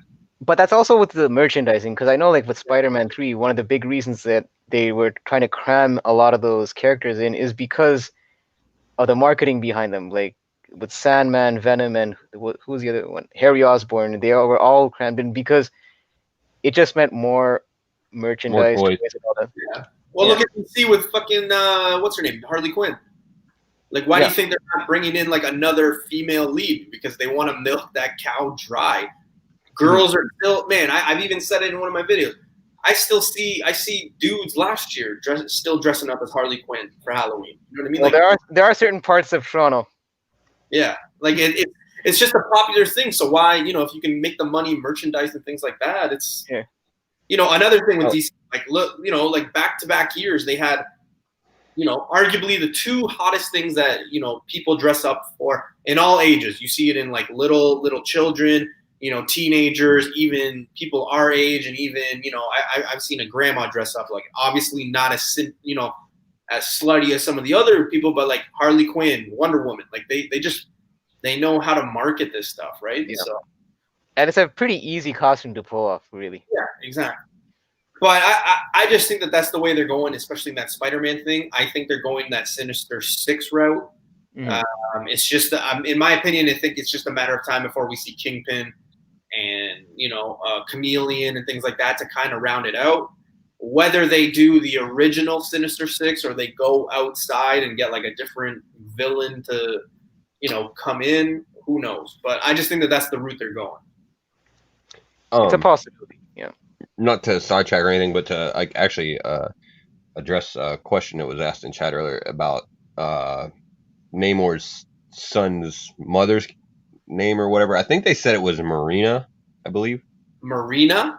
Yeah, I believe that's who they said was his mother. I don't know if it's going to be, like if you guys are looking for Spec on that one in the chat, I don't know if it's... I think she's dead in comic continuity, to be honest, but I think she was like the original mother. Oh, okay. All right, let's finish strong here before we get into like all our side stuff and all our Spec stuff. But we got Fantastic Four number 26. You got two covers for it. Obviously, you got one of those Dark Phoenix ones with Namor. Now, speaking of Namor, but you got this cover right here with Sharks. If there's another one of the Phoenix covers. Anything more than comics, it is Sharks. I'm always watching Shark Week, so this one's kind of cool. But again, not really a fan of the whole Phoenix stuff. I will get cover A right here for everybody. The Mark Spec cover, yeah. A lot going on here. I have a problem with entertaining the idea of an underwater character being the host for a fire entity. They don't mix. Yeah, it makes sense. This is like I don't know. Something about that has never. The first time they did it, I was like, "What the fuck?" That shit don't make any sense. I mean, if you remember, I can't believe I'm referencing this movie, but Nicolas Cage's Ghost Rider, didn't he ride underwater in his bike? Oh God, with flames and everything. Man, I've tried to forget those movies. I think a lot of people just trying to forget that storyline and forget that Nicolas Cage. I'll be honest. I watched that on the replay as more of like that popcorn guilty pleasure. It's like one of those movies that you kind of put in your Rolodex to kind of just watch when you're just doing stuff around the house. The most underrated actor/actress in that movie is Eva Mendes. That was a joke. That was a joke. Yeah, I was trying to wrap my head around that. I was like, because she had a career afterwards, or that was a joke. So, I'm not sure if I'm going to be picking this book up, to be honest with you. Which one? Fantastic Four. Fantastic Four. Okay. Yeah. Yeah. So, I mean, for like, I guess if you're just interested solely in like the possibility of spec purposes. The fact that I guess the Fantastic Four has just opened up the this Forever Gate or whatever that essentially leads to any place and time in the multiverse. There's a lot of possibilities there. Like new characters, you mean? Right. Yeah. That doesn't necessarily mean you're going to see any, but the possibilities are there. Yeah, and especially since 25 was supposed to be a jumping on point, they say, right? Right. Please tail wag for Eva. Hey, she's married to what's his name? He's Canadian. I forget. Ryan Gosling, young Hercules. We got some Immortal Hulk here, and again, we got these covers right here. I thought this one came out this week too, because I believe they are coming out with 2 a week. Yeah. Oh, there's more than 2 coming out this week. Oh yeah. Okay. Mm-hmm.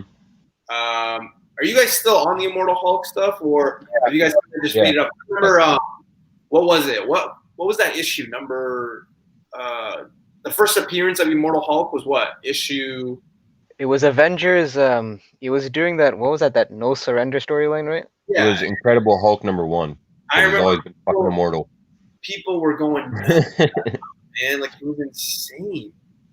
And now it's just like it's not as big. Like, and I mean, well, the series is gonna wrap up at issue 50, so I'm pretty much sticking to it till the end. Yeah, exactly. I'm gonna stick to it. Yeah, Justin saying I'm trying to finish out the Immortal Hulk run. It's going to issue 50. Yeah. Face was right. There is more because we got Marvel Voices, Indigenous Voices. This is the Ghost Rider one. Yeah, there's actually 2 of them on this one. So if you Which want to get them makes all, you got to buy this issue twice. There's the Ghost Rider one, and if you go down a little farther, there's Danny Moonstar. I mean, you would think if any issue would have 2 covers of that, it would be the Indigenous Voices one. Right.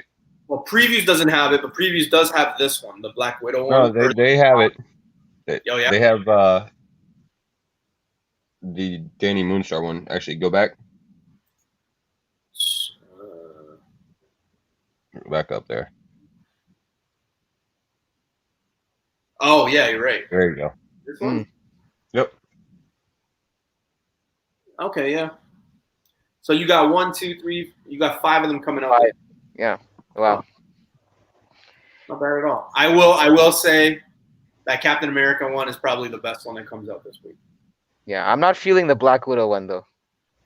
The one that you showed just a while ago.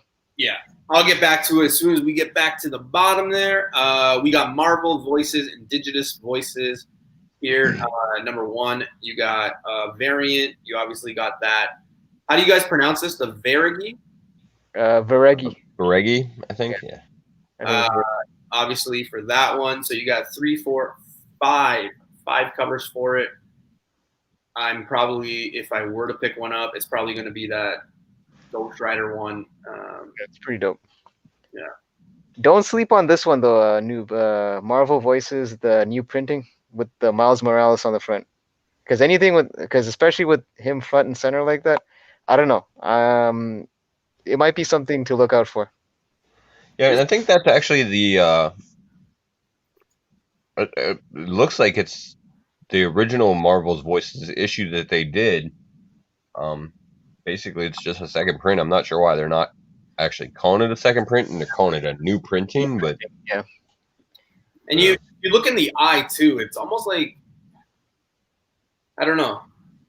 There's something there, right? Like you kind of got these 2 red dots here. I don't know. Like imagery.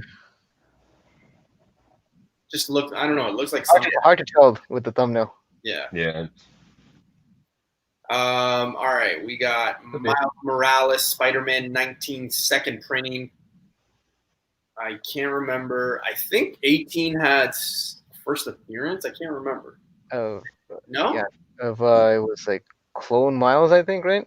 Yeah. Yeah, but that's not a first appearance of Clone Miles. It's I think like continuity or not continuity. I guess the reports first came out initially on, I think it was Key Collector or something like that there was going to be, this clone thing going on with Miles or whatever. Mm-hmm. But it's not. Unless I'm not understanding something, it's been ultimatum. Now I don't want to ruffle any feathers, but I do believe Dollar Bin actually was the one that told me about that prior to seeing it on Key Collector. Now I could be wrong if Dollar Bin watches this on the rewind or whatever, or is joining us, but I do think that he was the first one to mention it because I do remember looking for that 18 book and kind of trying to do my own research on it. But yeah, a lot of people will say it's not the first appearance. A lot of people will say it is the first appearance. It's two different clones. It's just one of those books that I think are going to just argue. It seems like it's kind of like a weird situation. There's some controversy over it or whatever. Yeah. But the cover B on 18 was pretty dope though, with him and his sister in the front. Yeah, definitely. Shoot, I don't think it shows up. Yeah, previews doesn't have it. So. Of which one? The one that you're talking about, the cover B. Oh no, that that was an older issue. Oh, okay. Sorry. That's for issue 18. Yeah. New Mutants number 13, second printing. Obviously, it's got that X of Swords stuff, so you guys are picking this up. I don't think anything big really happened with this issue, so I'm not sure. Viper, what did you say? Sorry. No, I'm saying I don't think there was any anything of key in that issue, so I'm not sure how it got the second print. Yeah. Spider Woman. Has anybody been collecting it? I don't want to eat my, my own. As a matter of fact. Of course. Fuck yeah. I did pick up one issue of Spider-Woman only because it was an Alex Ross Timeless variant, and I was collecting that. That's the only issue of Spider-Woman I picked up. The only one that I wanted was number 1, and it was that all red cover. I think it was the one in 50, or was it 1 in 50? Okay, yeah. Are you talking about the Jenny Friesen? Yeah, the number 1. Yeah. So I got on it with the first issue because I was like, okay, it's a number 1. I'm gonna grab the number 1, and then I read the solicitation for like the second issue, and I was like, oh, okay, so like there's gonna be like a first appearance of the character.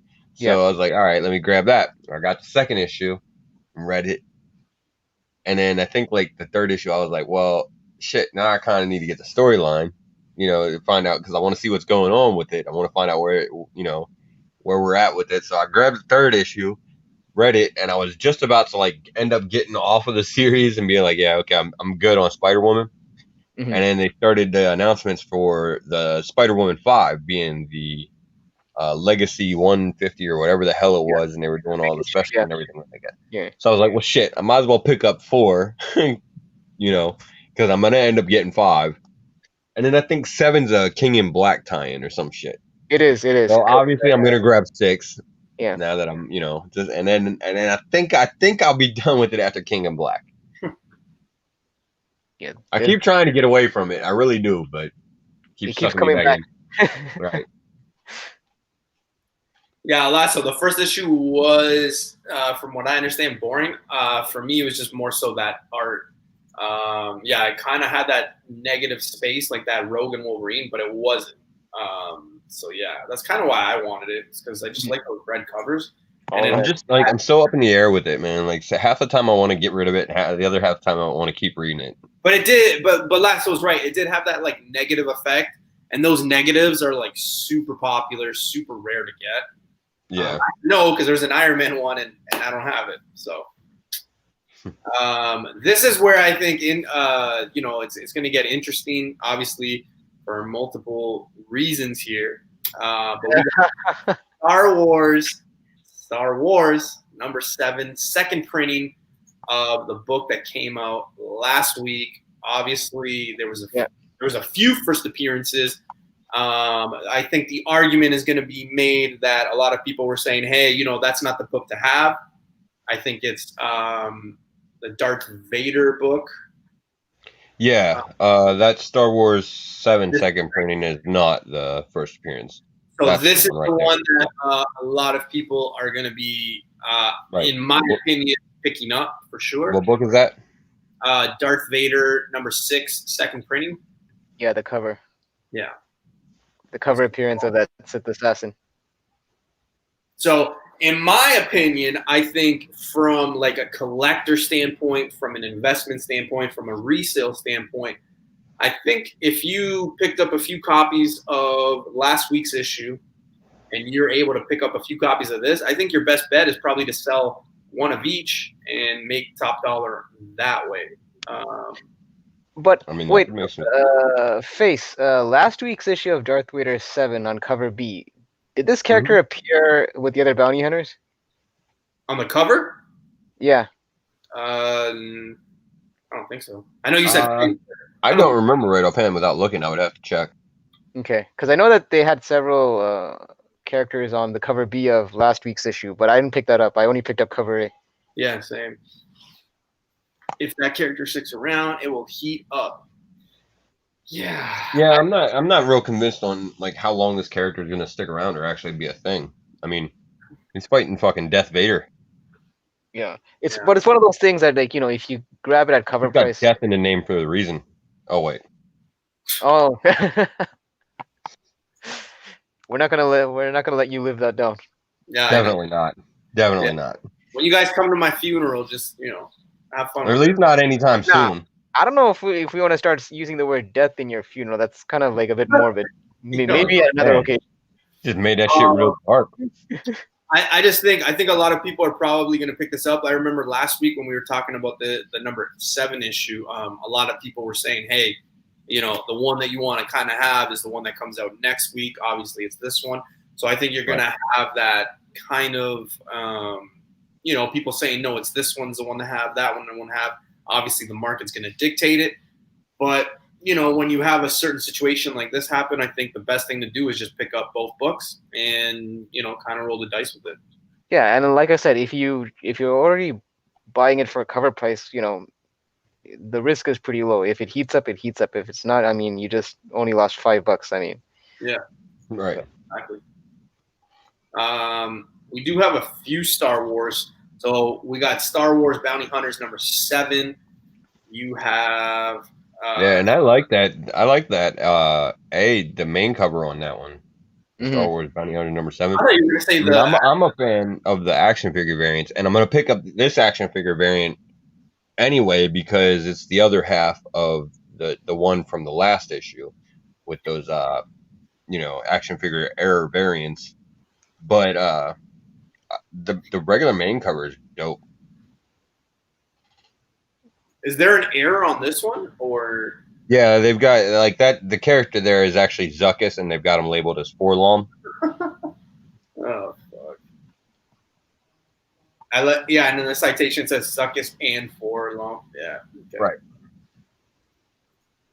Again, that was part of the error that they made back with the original action figures. So yeah, it was intentional on Marvel's part. Refresh me on the last error one. Face. What's that? The last error one that they did was you messed up the name as well, right? Yeah, it was the other half of this one. It was the Forlom character with the Zuckuss name. Yeah. You're right. And also, wasn't the whole yellow lightsaber also an error? Yep, yellow lightsaber was also one. Face was on that like before that because I remember he had said, "Hey man, be on the lookout for this book." Well, what's funny about that was that action figure variant was a 1 in 25, and then they switched it to a regular cover at the last minute. Yeah. I think a book, if you can get your hands on it, that will be popular this week as well, is Strange Academy number 1, 5th printing. Yeah. Because I mean, my opinion on these later printings, I mean, I'm not picking up all the late printings of Strange Academy, but at least for number 1 I am, because for every printing you would figure that the print count would be lower and lower. Yeah. Right. And I'm sure that that's entirely true. It's probably not as true as it used to be. No. I imagine the print counts are staying a little higher, a little longer because people are tending to stay on these right. A little longer, it seems, but it is still a thing. Eventually that print count will get very small. Yeah, because you figure that some people are probably getting fed up and they might just fall off these late printings, so Right. they won't order it as much. Exactly. Like, okay, it's enough. Yeah, I mean, even I'm at my breaking point with some of these late printings, to be honest. Right. Yeah, it's just getting ridiculous with some of them, man. I don't know. A storyline. I think I've got 2 issues of. I can't remember what it is. Symbiote, Spider-Man, something, and I kind of just fell off of it. But you got Symbiote, Spider-Man, King in Black number 1. Yeah. You got a few covers here. It is a number 1. I don't know. It's a tie-in to King in Black, so it's actually one of the first tie-ins to King in Black. Right. Now, you do have a few things here. You got Kang coming up. You got obviously the black suit. You got this, black ass thing that looks kind of cool. He's kind of got this. What the hell was thing? The Batman Who Laughs on his symbiote Spider-Man? I don't know. Oh, wait, no, that's the Darkest Night now, isn't it? The Darkest Night. Yeah, because I mean, we changed the name. Yeah. With so many covers coming out, I don't know. I think I don't know. It gets overwhelming. I mean, well, wait until King in Black #1 comes out. If you're talking about too many covers for one issue. Oh yeah, that one's gonna happen. Yeah. I don't think it's gonna touch Last Ronin. No, but I mean, in fairness, it was the exclusives that really made up a lot of those covers. I'm talking about just regular covers on like solicitation. Yeah. Yeah, Marvel takes That's all Marvel. We got like Eternals 1 has like 40 fucking covers coming out or something like that. Yeah, I mean, I wouldn't know it. Yeah, I think know everything about that property, man. Like it's just gonna be one of those things that they want to just fucking sell the shit out of. Yeah, especially with the movies. Like they want everything to kind of lead up to the movies, right? They know that people are gonna get hyped first, so they're especially like new collectors that are like thinking, okay, so I like the movie, what should I pick up? So then they'll think, oh, there's an Eternals 1. Let me start there. It caters to those people a lot, I find. We got Thor #8. Speaking of later printings, but we got Thor #8 second printing. Mm-hmm. You got Iron Man beating the crap out of Thor, and I'd like to just show everybody that Iron Man there looks to have the hammer.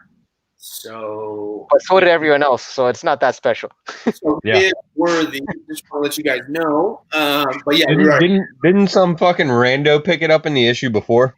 Yeah. It's just. Sorry, noobs, to crap on your parade.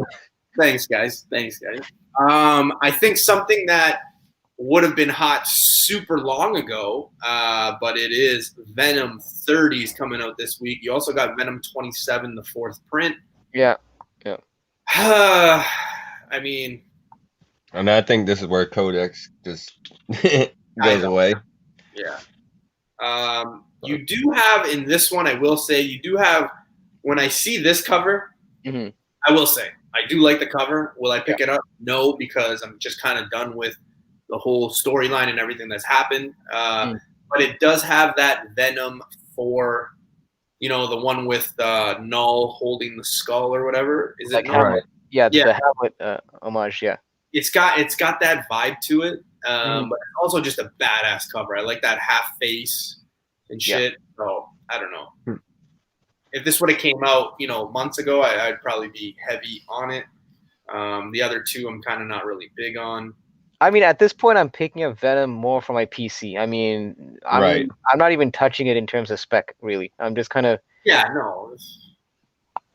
If you're picking it up for spec, I don't know. Yeah, I mean, you pretty much know Kodak's not going to last, so... Yeah, tread carefully on that one. The Return of Virus, yeah. If he returned, Don Cates would probably kill him off 3 issues later anyway. So. Yeah, just to get 3 more issues out of him. Yeah, exactly. Right. If he gets that long. So, and then we got Widowmaker's Red Guardian. Oh man, probably not picking any of these up. No, again, this is probably just more tie-ins to the whole Black movie. And it's a one-shot. I was totally going to fucking avoid that comic. I was totally going to avoid that book. I had no desire to pick it up. Wasn't going to get any of it. And then they put that fucking Varegi variant on it. But see, to my earlier point, that's probably my least favorite one of the variants. Yeah. It's just there's something about the green on, I don't know. It's a bit off. It's the most minimalist, and I think... And yeah, it's probably my least favorite too. But if I don't have it, I won't have them all. Yeah, that's true. And then my little collection will just look awkward. Yeah, no. And I think a lot of people are going to be thinking that way too. Right. because I think a lot of people are picking up on like what people are doing with those timeless variants, where like, look how much, like, people are saying, oh, you didn't pick this one up? Okay, $30-$40, here, have it. Like for those people that are finishing the whole collection. And I think that's what's going to happen with that, man. I think it's just, that's kind of the way certain things are going now. I like looking, I look at some books that come out and like some collections that people pick up, and that's just, I don't know how people are going about it. So I wouldn't doubt that if you miss out on some of these, you're probably going to be paying for it a little bit later. I'm just wondering if that's probably like, like he said, like Brick said, that Jiyoung Lee variant is a really nice variant. I'm just not much of a the biggest Black Widow fan in the world as far as her issues go, and it just didn't seem to be one that I was going to need to pick up. Yeah. But I'm just wondering if it's one of those jokes that probably the editorial staff in Marvel's doing, where it's like, let's try this out. Let's phone this cover in and let's just see if people actually buy it, Right. Finishing off the Marvel. Like the on sale Wednesday. Yeah.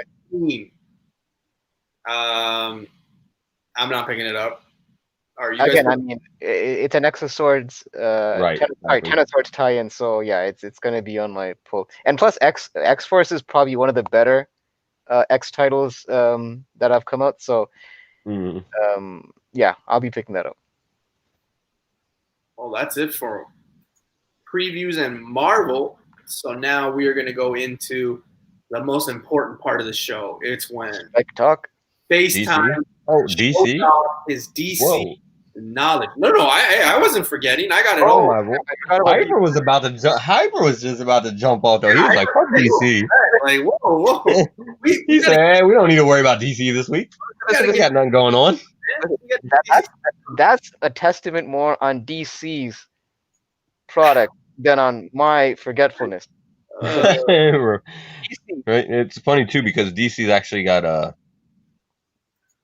So they got 6 books coming out this week, I believe, if I'm correct, if I remember. So we got 9 books. Starting off with Batman number 103. Of course. Batman's on my Ghostmaker, Clown Hunter, Harley Quinn, Batman, I mean. They're all showing up in this one, correct? Yeah, you know what's happening here. Yeah. This is the one that has that variant, the designer variant, which I detest. It's that Bruce Wayne variant. Right, yeah, the one that finally made me jump off of them. Yeah, I was with DC up until that, because I was collecting all the 1 in 25s, but that one pretty much broke the camel's back for me. Was it all good? But you know what, though? It's funny, though, because in reading the issues now, there's actually a reason for that design variant, because they are showing the flashbacks to when Bruce was younger in his training, and he actually initially met whoever the Ghostmaker person is going to be. You know what? Knowing my dumbass, I'm talking all this crap about it, but I'm probably going to be picking that up most likely tomorrow. Just not tomorrow, like on Wednesday. Because I'm kind of like that where I say I'm not going to buy it, but then when I see it at the store, I get that. Get it. Yeah. So watch I eat my words next week. We got Justice League number 57. Doom Metal. It's part of the Doom Metal arc, so of course I'm going to be on it. Yeah, it actually wraps up the arc, I believe, this issue. So it's got to be coming to an end soon. Yeah.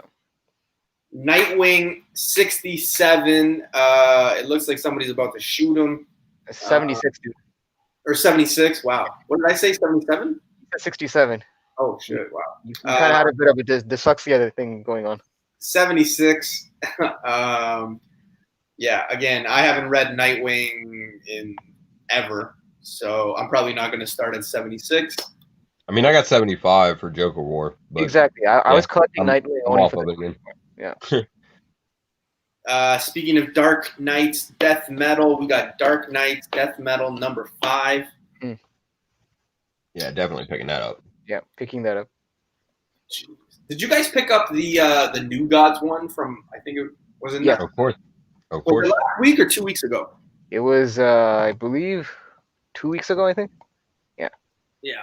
There was. Were we right when we spoke about that book? Hyper. I don't know if we were on the show. But Face, were we accurate on that book where we thought it might be like 3 or 4 like first appearances there? Well, one. There was one big, not big first appearance, but there was a first appearance that got people talking. Right. Yeah. Which one was that? It's Chronicler. Chronicler, exactly, because it was almost like if people were thinking that it's almost like a tease that DC is going to do like a crossover with Marvel. Yeah. Because the character kind of eerily resembled Cosmic Ghost Rider. Oh God, great. Yeah. We got Aquaman 65. There's probably going to be the biggest first appearance in this book. Go buy it. No, I'm just kidding. Don't. I'm not. See that one I picked up on. That joke I picked up on. Yeah. Wait, where is he going with this? Where is he going with this? I don't think there's going to be anything big in this issue at all, unless FaceTime corrects me, and then I'm eating my words yet again. It's the last issue of the series. Okay, so there you go. It could be something. Yeah, like the end of the series. Well, they're doing a special 66 issue for the Endless Winter that I guess is loosely attached somehow. What's going on here? Yeah, I think 66 is like loosely attached somehow, but 65 is the end of the current Lobo Batman, drawn by no other than Simon Beasley. Teen Titans 47. Frazetta Batman. I'm probably again passing. I don't really pick up a lot of DC, to be honest with you. I think the last 2 DC books I picked up was like that Death Metal one and Catwoman 23. Oh, what's his first appearance of Snowflame. Yeah, and Snowflame, right? Yeah. Speaking of Catwoman, we got Catwoman 27 coming out. This book. Yeah, now that one I'm gonna pick up. I got on Catwoman with 25, and then 26 I think had the first appearance of that Father, but they didn't really do much with him, and it's an interesting character. I do want to see how they use him, so I'm gonna stick with it for an issue or 2. And it is a new writing team on this series. Right, exactly. And if it stays good, yeah. So I mean, I'm probably stopping it after. I already did stop it after the whole Joker War tie-ins. So. This next book I think is a book that Face, I think you're gonna pick this up, right? This yeah. I always butcher this name, but I just had a feeling that you'd be picking this book up for sure. Rorschach? Yeah, there's a good chance. Yeah. It's got a sweet cover, I'm not gonna lie. But then you got the DC logo on it, and I'm like, Watch out for the Peach Momoko one. That one was also pretty nice. Oh shit. Yeah. One of my favorite characters. I hope they don't fucking ruin him. Yeah, that's why I automatically thought, okay, he's obviously gonna pick this up for sure. Well, I mean, look at his avatar. Yeah. And then finally we got Joker / Harley Criminal Sanity number 6. Yeah. Man, it's been a while since this book came out. This is almost like this feels like it's not as bad as Doomsday Clock in terms of release schedule, but yeah, when was this released? Like what, last year I think? Yeah, well, COVID hit this one pretty hard too. Yeah. Because I think it already had kind of a bi-monthly release schedule or something. Mm-hmm. Yeah, and COVID hitting it probably hurt it, Yeah, because it's like a magazine-sized book, so. Right. Oh shit, eh? Mm-hmm. A lot, not a lot, but most of those DC Black Labels you can't really fit in your long boxes. Yeah. Yeah. Right. You need one of those bigger ones, or like the CGC ones that they sell for like I think it's like $44. The black one. Yeah. Well, Hyper, you kind of got. I jumped the gun. A little excited, jumped the gun, but now is the most exciting part because we're gonna be talking some Spec. I'll go last, if it's okay with you guys. Sure. Yeah. Hyper, being the new guy, you can start first. Okay. And yeah, you start wherever you want with the Spec, brother. All right. Oh yeah. Oh, okay. Yeah. Nice. So the thing is, the thing with Marvel and especially with the MCU, their track record has proven that they can take any genre that, and I'm speaking from personal experience, any genre that I might not have cared for and make it accessible to the point where I actually give a damn. Yep. Like, case in point, before Guardians of the Galaxy, I'm not really big into cosmic entities and all that whole spectrum of comics, but they kind of made it fun for me to watch in movies. I've seen the billboards and all that for Guardians, and I wasn't actually planning on watching it until my friends told me about it. Word of mouth got around. Right. So, and when you look at it, okay, so Marvel pretty much tapped into cosmic entities, and then they've already done the big superhero events. They haven't really touched so much on martial arts, the martial arts genre, and I mean they have to an extent with Iron Fist, but that was more of a Netflix property. Yeah. Yeah, I think Marvel's disavowing any relationship with that too. Exactly. I mean, it seems like it's almost like we're supposed to kind of forget about those Netflix series in terms of Well, the it's like, hey, maybe we'll keep the stuff you like, and the stuff that you didn't, we'll just act like it never really happened. yeah, kind of like with Daredevil, where they're thinking of bringing in Charlie Cox as a room Right, writer. exactly. But yeah, I mean, especially with a lot of talks with Moon Knight and everything else, I kind of find that this is the perfect time to zig when everyone's zagging, or is it Yeah. the other way around? But because we know it's coming to the big screen, and actually, Noob, as a fellow Canadian, you know that the actor playing Shang-Chi is the guy from Saga from Yeah. the show Kim's Convenience.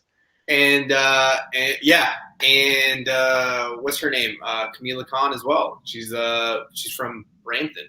Yep, Canadians hitting it big. Yeah, So, yeah, I mean, I know that, and the thing is, this issue is not that expensive. I was actually looking up on price it, man. Like I was talking to this guy and his girl actually the other day, Mhm. and we were talking, and they're immigrants too, so they were like, oh, they wanted to get my input because I am an immigrant, and they wanted to get my input. We were talking about how obviously unfortunate like the social issues have happened, but how they're now getting into like the Asian, African American women more into that. And I had said, I go, a lot of people think that this book is unreachable, unattainable, but I also think that this is the perfect time to get it because I don't think that this is just a one and done. I think that this could be. I'm not putting it in the same category as Black Panther, but I'm saying no. The Asian population is huge. The martial arts scene is huge. So we could see that, after effect where it's like, hey, this is cool. So it could be a book that, if you are trying to make a few bucks, I mean, I know it's probably around that $300 range now, but It is. I mean, I think like a mid grade is about like a 7.0. You could probably spend Canadian maybe like $300 or so, 350, which is, I mean, when you think about it, for a character that. But that's what your money gets you. This is what like some people piss me off. Not in a bad way because I get it. Everyone's money situation is different, but like $300, $400. That's where you are for like a big book. Like that's just the reality of it. Yeah. And you have to take a chance if you are on spec to use that money to make that money because I mean there are a lot of books if you look and you do your research, like even if you go back 3 years ago where a book was $300-400 and now it's $1,000 book, right? Like, so you kind of have to do your research and, if you're strictly going for that spec and that investment side, you have to take a chance on some books. Yeah. And the thing is, I mean, to touch on your point, actually, that was going to be my next point where Marvel is trying to penetrate into that Asian market. Yeah. Especially with like countries like China and all that, where they only allow a limited number of North American releases to be played in theaters. So Marvel wants to penetrate that, especially, China being one of the largest populations.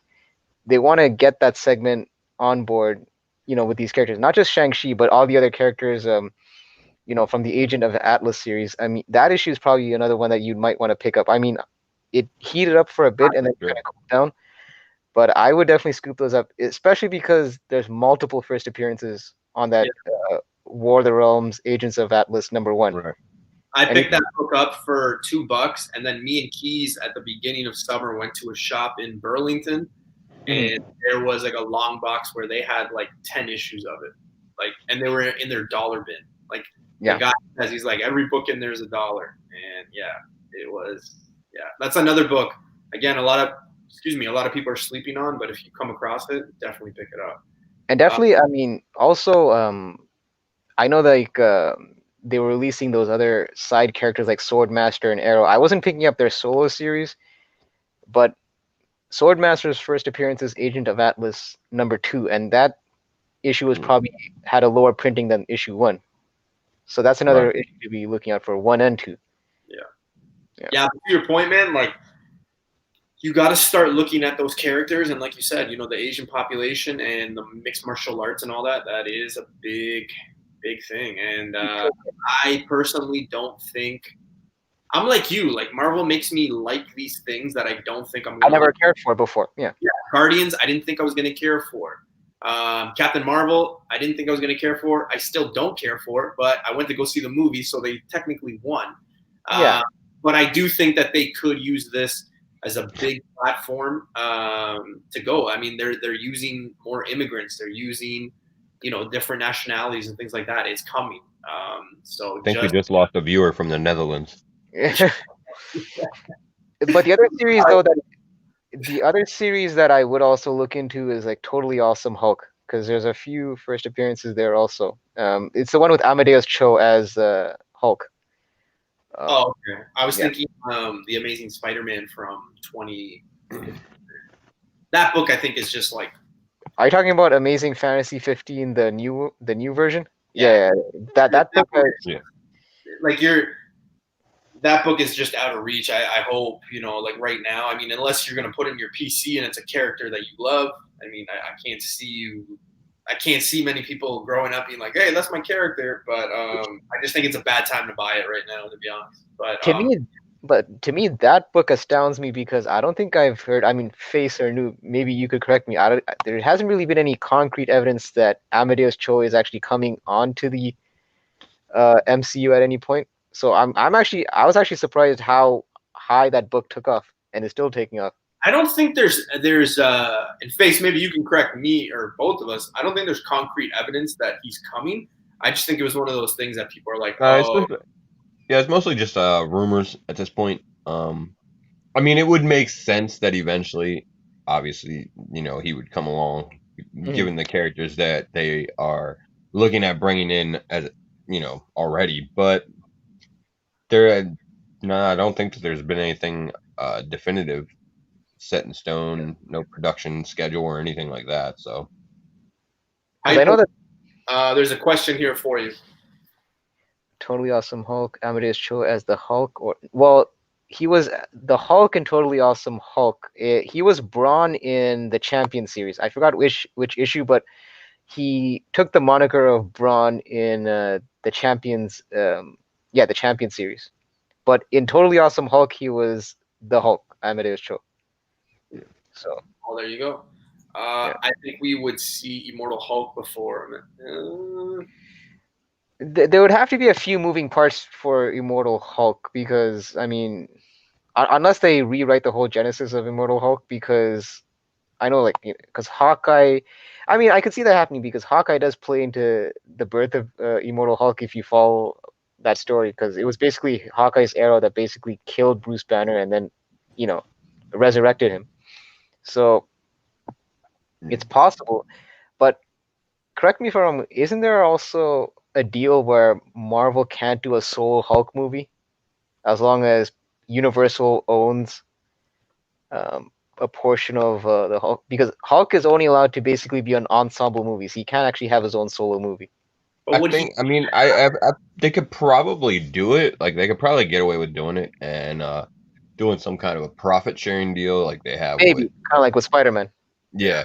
They just may not be as inclined to do it because the Hulk, I mean, as popular as a character as he is and everything like that, it's not really got the franchise opportunities No, as Spider-Man has. he No. plays off better.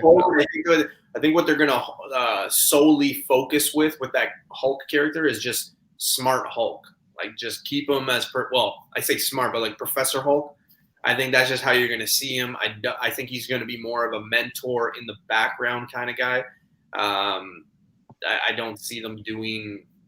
I mean, I could see Mortal Hulk, but like I don't know. And that's probably more just a money-saving technique than anything. I I think mean, the CGI on the Hulk is costly to begin with.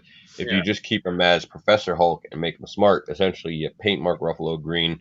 You know, obviously they do it digitally with computer, but yeah, essentially you're painting him green and letting him be himself.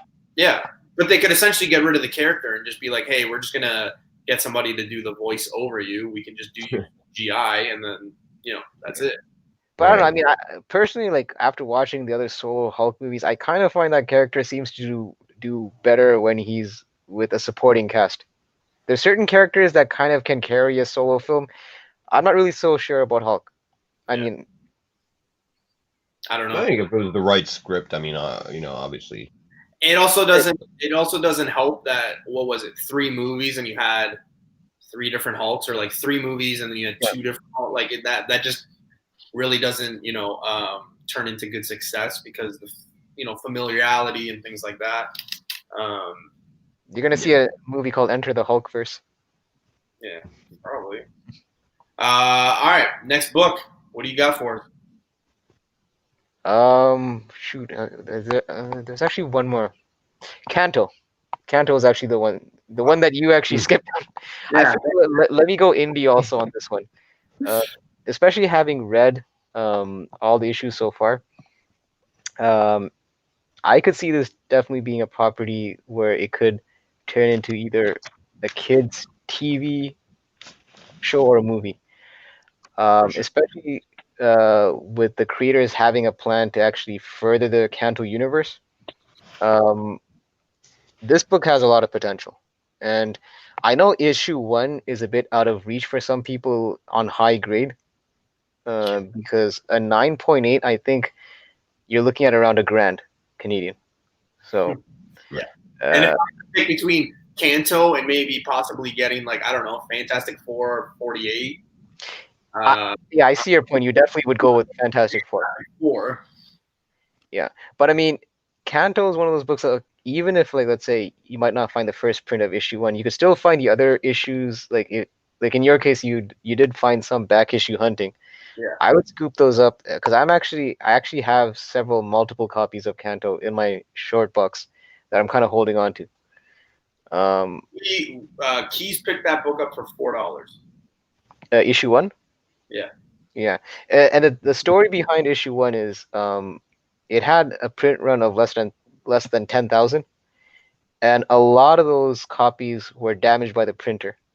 Yeah. So to get a 9.8 of issue 1, that's why it's fetching for a lot of money in the aftermarket, because there's not many out there. So. And how much does a raw go for now? A raw? I believe I saw some, because I was actually looking up the values recently. I believe the raw number 1, a high grade is like 250, 200 maybe. Yeah, sounds about right. Yeah, that sounds about right. Again, it's a bit risky when you're going raw with that book because of the apparent issues. That's a book that I would definitely want to inspect before I buy. Right. Shit. Should have picked that book up before Keys got it then. Fuck. Yeah, and the thing is, Kanto is one of those books like and this happened with the first volume. After the first volume wrapped up, the prices on the issues kind of went down because no one was talking about it. Now that volume 2 picked up, those prices went back up again. So my advice is, if you missed out on Kanto, wait until this new volume wraps up. Let the talk die down a bit, and then that might be your best bet to buy Kanto. But now is not probably the best time to pick up those back issue Kantos, unless you find them on the cheap, which is possible. But especially since there's no concrete evidence of anything being optioned or not, right. I would like even though the prices are high, I feel like there is a potential for the prices to go up even higher. Shit. It's already $1,000 book, yeah. And I mean, if history tells us anything, like if Kanto was a one and done 5-issue miniseries, it's one thing, but the longer these indie titles have like an ongoing series, that issue 1 becomes more valuable. Like look at Ice Cream Man. Yeah. Yeah, seriously. Ice Cream Man #1 is already like $100 book raw, and we're only at issue 20. Something is killing the children. Yeah. Exactly. So indie ongoings do favor their #1s, especially if there's a lot of reader buzz behind them. So Huge. Yeah. Huge. I agree with that 100%. Yep, and that's it for my spec picks. All right. Well, hey, those are good spec picks too. I think a lot of people sometimes are just worried, not worried, but a lot of when you talk about spec, they want to hear hey, what's that $2-3 book that's going to turn into $1,000 book? And sometimes you kind of have to remind people, like, hey, sometimes spec could be a $200 book, a $300 book. It's spec. Well, It's. I just think a lot of people, and I know a lot of people ask me, they're like, hey man, like what's that, $2 to $5 book that's going to turn into 100? I'm like, man, that's like finding a needle in the haystack. Like it depends on a lot of factors and things like that. But a lot of people assume that just because the book is $200 to $300, it's out of the realm. It's already maxed out. That's a lie. Like sometimes you do have to put bigger pennies into an investment if you want to see that investment grow. Yeah, especially like almost in the same analogy of like when you're playing the stocks, they always say like diversifying your portfolio is probably like the better option. So it's sometimes, if you really want to go into that spec game, maybe invest on a few of those lower end books that you think might go up, but also maybe if you have the funds for it, like, pitch in for some of those blue chip titles that will, appreciate in value. So it kind of have like, you're kind of casting your net kind of in a wider base. Yeah. All right. FaceTime. What do we got for spec, sir? So a couple books that you might want to give a look at. One's actually really new. Department of Truth #1. You can actually probably still find it maybe on the shelves at some of your local comic book stores.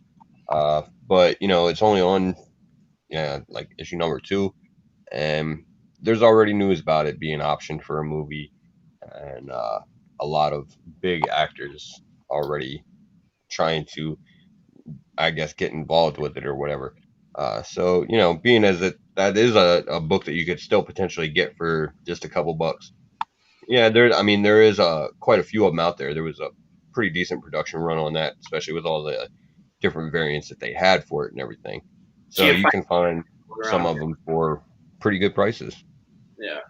Face, did you pick up you probably picked up the secret variant, right, for that one? I think I have just about every variant for it. Of course you do. Of course you do. Yeah, I was pretty big on that Department of Truth when I first saw it. I thought it looked like it was going to be pretty interesting, and it's James Tynion. I'm a big fan of almost everything that he's writing. So, another one, some news that just came out not too long ago is if you're a Disney fan, Darkwing Duck is probably getting a reboot on the Disney Plus. That's my jam. And yeah, I'm a big Darkwing Duck fan, so of course Darkwing Duck's one that I've been working on putting into my collection, and I managed to pick up a couple copies recently, and felt like I got pretty lucky in getting them on the timing that we got them. So, dude, I remember watching that show when I was a kid, man. Right, exactly. So there's that nostalgia effect. Yeah. And getting the new series, you're gonna see obviously the spikes in that older stuff and everything like that. Yeah, I mean, didn't they have like those Dark Knight homages for Darkwing Duck? Yeah, they did. I think there's like 2 or 3 of them out there actually. Yeah. Get dangerous. So I mean, you can and even like the main covers and everything like that, you can still find them for like $10-20. It's not unreasonable by any means.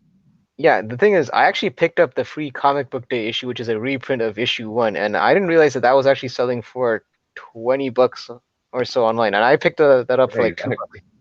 Right. That's why you got to pick up as many copies as possible when Free Comic Book Day happens. Like No. This was not during Free Comic Book Day. I just found the older comic one. book issue in like the back issue. Yeah. Right. Yeah. My bad.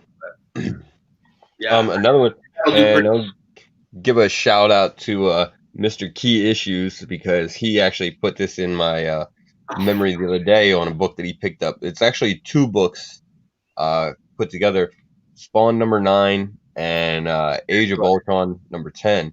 Right. You know, the first appearance of Angela, and then the first appearance in Marvel of Angela, because there's been some rumors and some rumblings that they're looking to cast a strong female character for Thor that may or may not end up being Angela. So, obviously people are taking a look at those issues right now. Face. So Angela doesn't first appear in Marvel in the Guardian series. She actually appears in Age of Ultron. Age of Ultron #10. Yeah. Oh, okay. Yeah, I think he's picked that one up yesterday with me, actually. Yeah, I think I saw that. He posted a clip on it, and that made pop into my head. I was like, oh yeah. You know what's funny is that, so I was looking in the Guardians of the Galaxy section of the booth that we went into at the flea market, because I'm looking for certain Guardian books, and I had gone through it, and he goes, hey man, like, where's the Guardian section? And I go, oh man, there was nothing in it. Like, don't worry about it. And he goes, oh, okay, well, where is it? And I go, oh, it's just right there. So like I pointed to it, and then like the first book that he pulls out is that one. He's like, newbie, are you fucking with me? Like, there's nothing. And I go, oh shit, sorry man. Like I didn't put 2 and 2 together, because I just, it's not a book that I, like kind of think of, like when I think of Guardians, I don't think of Angela. And but it was just funny because the first book he pulls out, he's like, man, newbie, what the fuck are you talking about? And I'm like, oh, sorry. Right? My bad. So now there's the Age of Ultron and Cantel. Yeah. So we're gonna have to start keeping score. Keys 2, newbie 0. Got the goose egg right now. Oh man. Well, no, I mean I picked up a few earlier in the year that they kind of like, you know what I'm saying? They kind of skipped out on, like I remember the first Calvin Ellis in like a $1 bin, like Keys passed up on it. There was a few. There was like Yolanda's first solo series, he passed up on it too. There was a few. Okay. I just don't flaunt it as much. That's all. I got you. Yeah, just you're gonna have to start flaunting it if we're gonna keep score. I'm just a humble guy, but yeah, you know what? If we're keeping score, I think I might have to. Right. Right. 2-1. What's going on, brother? Shout out to Hype. Gotta give out a shout out to Joker M21. He was actually on the show that I did with him. He's doing his thing in East Meets West on Sundays. Definitely check him out. Man, that's cool, man. We got he's from New York. He's with New York.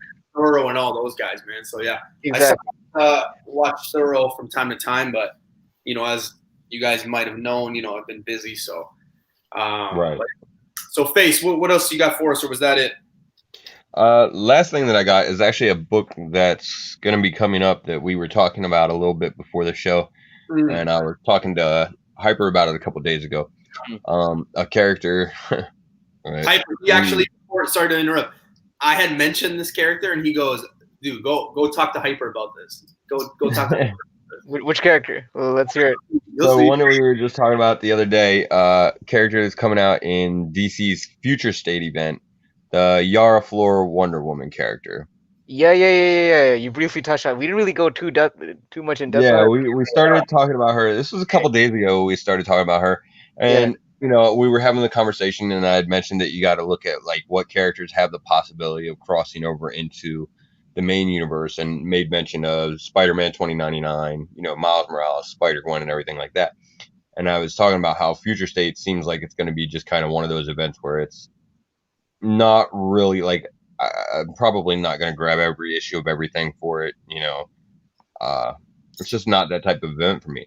So I'm going to try and focus on the important stuff. Yeah. And Yara Flor was initially one of the characters that, was kind of screaming out, hey, this is going to be a popular character. And sure as shit, already apparently she's now getting her own TV show and comic book series. I guess it both got announced within the last day or two. Mm-hmm. There's going to be 2 covers coming out. Yeah, this is definitely, if you follow, if you're big into DC, if you're big into the Wonder Woman, and things like that. So, it's one that you want to make sure you put on your pre-order list if you can. I think Lasso will pick it up because he loves Wonder Woman. If I know anything about Lasso, it's that he loves Wonder Woman. So I'm assuming if he hasn't already and he's just finding this information out, he's probably going to be pulling that book out. But yeah, I can see a lot of people picking that book up. Sure. I think it's definitely going to be a big one. Yeah. I just don't have much faith in the whole future state thing. I kind of feel like, this is just my take, I kind of feel it's almost DC's way of just throwing crap at the wall and seeing what sticks kind of thing. Right. Isn't that what they've been doing forever? But it seems like they're going to be doing that more so in the next 2 months. Yeah. Fuck. Yeah, but DC's not the only one that goes through it. Marvel, don't get it incorrect. Marvel's going through their periods where they've done the same shit too. Of course. I mean, with the 2099 storyline and everything like that. They've done their experimental runs. It's going to continue because think about it, like the way that they were going to go with the new team, the new Avengers, Black Panther being in this and that, like that's all demolished. Yeah. They got to go a different route. So now they're going to have to see, okay, what's going to stick, what's not. So yeah, it's just going to be one of those processes for sure. So right. I wouldn't say Marvel's out of the the woods yet, but no. But it just seems like between the two, it feels like DC seems like the most directionless, so to speak. Oh yeah. Yeah, because it does definitely feel that way right now. You just don't know. Like they're like, no, we're gonna be focusing on the team. Oh no, we're gonna go individual. And then it's just like, man, you just said like 2 weeks ago you were gonna do the, like it just has that vibe to it. So yeah. Pretty much like we don't know what to do with anything except for fucking Batman. Yeah, exactly. Well, then we finally come to my spec. Now, my spec, oh man. I mean, I've been pretty big on Quasar, not as much as I am on, like, say, Fantastic Four, Iron Man, nothing like that. Like, you won't ever come into, like, my office and see, like, Quasar shit. Mm-hmm. Do have the first appearance. The one book that I did want to bring a little light to was this one because I have Hulk 234 and I bought it like very high. I think I made a mistake. I should have taken my own advice and not have bought it at the price I did. But that is officially when Marvel Boy becomes Quasar. Mine's a 96. But I do think that we have a chance of seeing a different Quasar. Quasar I'm talking about is, and I'm probably going to butcher this last name, but it's Avril or Avril Kincaid. I think that's how you pronounce it. Okay. Yep, Avril Kincaid.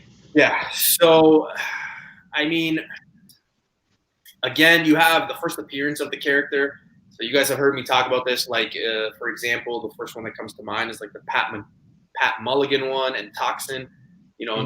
Venom vs. Carnage #1. That's the first Pat Mulligan. What you want is what the character is in the movie, or what you know them as. So for this instinct, I mean, you do have the first appearance in Captain America, Sam Wilson #7. Mm-hmm. What you would probably want to be on the lookout for is, and man, this is a long ass title, but it's Avengers Standoff Assault on Pleasant Hill Omega #NN. Basically, it's the standoff, but in blue. I've come across the yellow one. I've come across, I think, a white one. I've never come across this blue one. If you do find it, I mean, Key Collector has it here for a high of $4.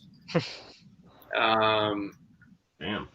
I think it's a good play because who's to say we wouldn't see the female version of this? But yeah, I don't know. Like, again, one of those gut feelings. I've heard a few people talking about it. I have not seen this book in the wild. I have not seen anybody post about this book. So I don't know. I'm starting to think that the book doesn't really exist, to be honest with you. I mean, it's a good point, especially because Quasar, he has also the tie to the X-Men as well in the Savage Land. So, Yeah. and that's a territory they haven't really explored much either, right? There's a lot. So usually what I like to do is when I do my spec, I like to kind of connect it with a few things. So this isn't the last of Quasar that we'll be talking about because I'm going to bring this up. Now, again, I don't always just have the $1 to $5 spec. I do, there are other people who, have,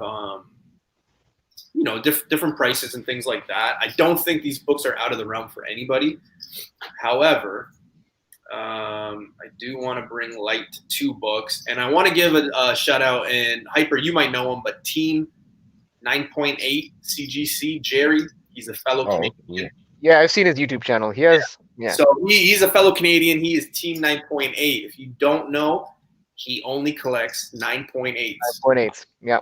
And yeah, he does a lot of homework. He basically collects 9.8s that are super rare to find, super low on the CGC Genesis and things like that. Mm-hmm. He was the one that brought me, when we had some discussions, he had brought light into this book. But it is, and I'm going to be talking about two, and here's why. The Guardians of the Galaxy #1, the book on the bottom there, it is the new roster and origin of the new Guardians of the Galaxy. Now, why am I bringing this up? Well, there's rumors that we're going to be seeing Quasar. There's rumors that we're going to be seeing Adam Warlock. There's rumors that Guardians is going to continue going on and we're going to see them through the Thor movie. Well, if you look at what the team roster is there, you see new roster and origin of the Guardians of the Galaxy. Star-Lord, Gamora, Drax, Rocket, Adam Warlock, Quasar, and Groot. I don't know. I've seen this book as low in the wild as $20. The highest I've seen it in the wild, I believe, is $60, which Key Collector has here, $60. The other book that I want to bring light to is Annihilation Conquest #6, which is above it. Again, if you look at the team that is there, you have the first team appearance of that team that we just talked about. You get it at a lower price. Obviously, Key Collector has this one at $40. This one, however, I have not seen in the wild. That one is, I mean, in my area alone, is a hard book to come across. Mm-hmm. But again, what are we going to? We're going into Cosmic. We're going into that, Eternals, Nova. Yes, I said it, Nova. Quasar, Adam Warlock. So it's not out of the realm. You know what I mean? So I think if you could find these books cheap, like I said, I saw it as cheap as like $40, $20 in the wild. So something to be on the lookout for if you come across it, if you pass it. Not a bad book to have. And it could be one of those issues where, like there are certain retailers that, there's obvious key issues that all retailers are pretty, hip to. But then issues like these would be one of those books that I would think that some retailers might have them in their long boxes that they might not even know what the values are in the market. Yeah. And that's what you have with these books, though. Sorry? I think that's the issue. That's what you're going to come across with these books. I don't think a lot of owners or shop guys know that they have this book. Exactly, yeah. So it's not bad where, obviously don't run and be like, oh my God, how much do you want for this book? Because obviously you want it. But I mean, if you play your cards right, you come across it. I mean, you can work out a deal. I'm sure 9 out of 10 times you're probably going to be able to get a deal out of it. And from experience, I usually find, in an ironic sense, the stores that usually have a disorganized back issue section, that's where you find gold. The stores that actually have it all categorized and have it all, and all that, they usually know their shit. They usually will know what the values are, and they'll know what books are the wall books. You got to go to those messy LCSs where things are out of whack, and that's where you'll find your gems. Everything's everywhere. Yeah, I just think Guardians, I mean, they're probably still going to play out that whole, I don't know, like they can still milk it, so why not, right? It's like the Harley Quinn thing. I think that they, depending on how this next Thor movie goes and how the next Guardians go, I mean, it wouldn't, I don't think it's the last we see them, just because of the fact that, you know, we're going to get, like, I believe we're going to get Adam Warlock. I believe we're going to get Quasar. You know, it's just something that, you know, you might see. Again, I'm not saying this is $1,000 book by any means, but if you can find this book for 20, it heats up around $100-$150 mark. I mean, that's a good investment. Yeah, and the Guardians are like a pretty much like, from a merchandising point of view, they appeal to like kids. Like, you know, like Groot is pretty much like a household name, and Rocket Raccoon. So why wouldn't they milk that franchise when they can make so much money off it? Yeah. And Jorge is saying that's Phyla-Vell as Quasar. And then, yeah, the prelude where Wraith has a cameo. People sleep on that. Yeah. And if we're talking big books, I mean, you brought up the Shang-Chi one. If we're talking big books, I mean, I've talked about it a lot. Like, okay. And this is just my opinion because I like to think that they're doing mirrors, right? Like when I do my research on like the movies and things like that and like what they're bringing, I think about mirrors. I say it all the time. I say, you know, Eternals, right? Like that's the biggest thing I do is that's the big mirror. The other mirror I do is bringing light to what Bricks is saying is Iron Man, Nova. Like that's just kind of how I see it. Will he be as popular? No. But can they build something around Nova? Yes. If you don't think Nova's coming, hey, that's fine. Everyone has their opinion. I just think that this is the right time to be buying your Nova because you can get a nice 9.0 to 9.4 range for about under $400. I think the number right now is like taxes in, shipping. I think you're looking at about $350, $300, somewhere around there. This is probably the best time to get it, to be honest. Because I think eventually Nova is something that they'll be able to play. I think it's something that could last way, way longer, especially the cosmic stuff and things like that. Yeah. So I think it's a good book to invest in for sure. I agree. And the thing is, I mean, I know people have been down on Nova for a while just because you see a lot of copies out there online, but look at what's happening with Darkhawk right now. That's like the epitome of like high volume, you know, print run, and that book is already seeing high volume numbers. So that's a book like, okay, if you take anybody like say a month ago, okay, even 2 months ago, that's like a meme. That's like a meme right there. Book up. Like that book would be on like any auction at any, like my comic shop had like 4 copies every week of that book, and it was always a pass for me. I'm like, nah, it's a pass. I see it in the wild, nah, it's a pass. And now it's like, hey, if you've been an idiot and you pass this book, you're an idiot. It's like, oh. Yeah. People basically made memes of how they're going to retire off that book as a joke. You know, it's basically, you know, that. But now look where it is. So the rumor with that book is what? That they trademarked? Something Dark Knight or something? I can't remember. They filed a trademark or something on... but I would have figured that they would have had a trademark on the name Darkhawk. But yeah, something along the lines of intellectual property with Darkhawk that Marvel went ahead with. See, that's kind of like the Miss Chavez or Miss America one, where like America Chavez. Yeah, they came out with that leaked footage of like her saying whoever's playing, like the actress that's playing her, like said something that she says in the comic or something like that, and then people were like, "Oh fuck, we got this is next," and then look at what it's done to that comic. It's like $1,000 book. It's like, what? Give it a few months though. I mean, give it a few months. I feel like I'm not saying that Darkhawk will go back to the same levels, but the thing is with this market, just wait for something new to come around, and then for the Darkhawk talk to kind of simmer down, because it's not like he's coming to the MCU anytime soon. At least not that I know of. So. Yeah, this is an interesting comment. The trademark could have run out because of Darkhawk hasn't had a series in a couple decades. That's okay. True. I don't know anything about like trademarks or like how long they last or anything like that. I think the other thing too that's not going to help.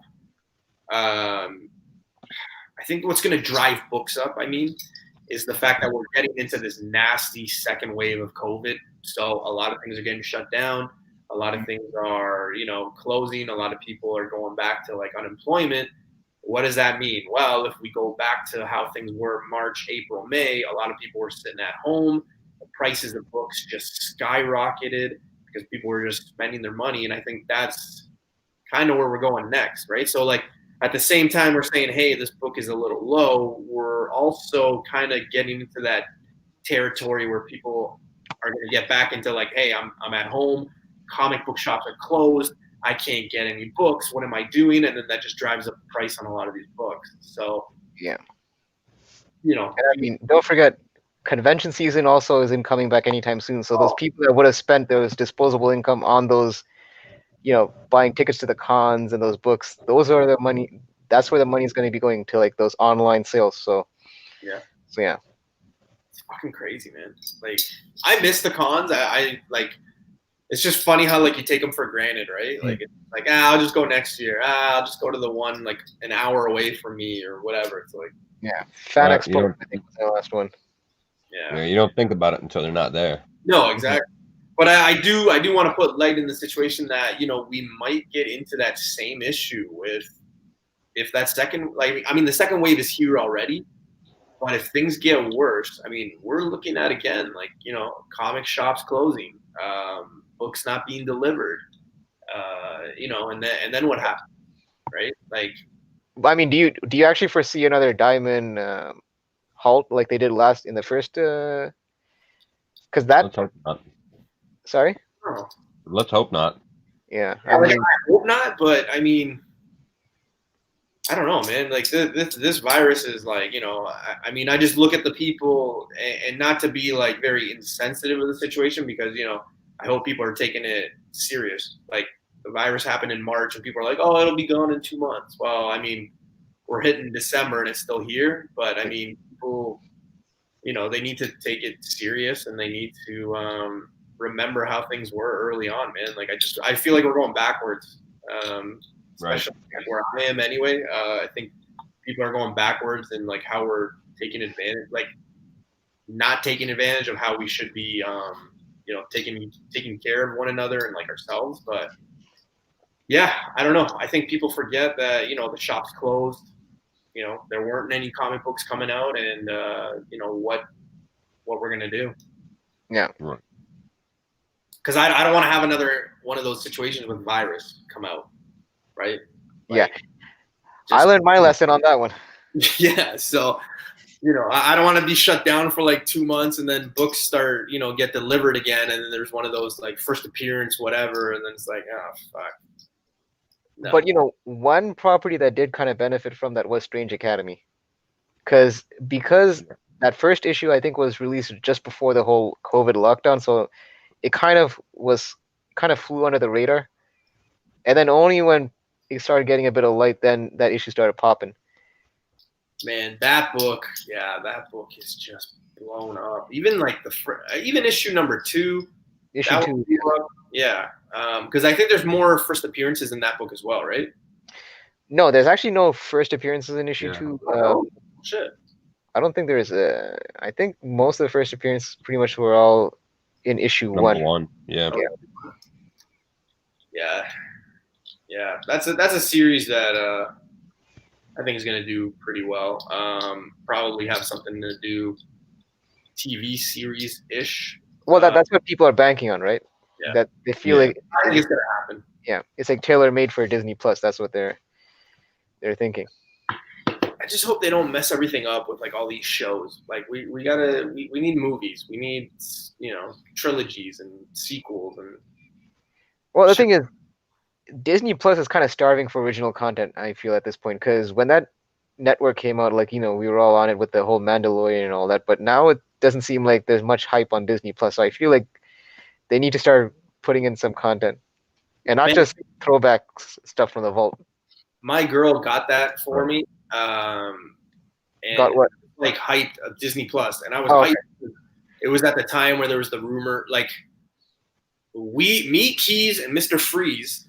That's a name I haven't said on my show in a long time, but me, Keys, and Mr. Freeze, we were all like, oh man, that What If story yeah, is coming out. And like we were all waiting And we waited and waited, and like I remember Freeze stayed up until like midnight because he's like, oh, it'll probably come out at midnight, so he'll watch it at midnight.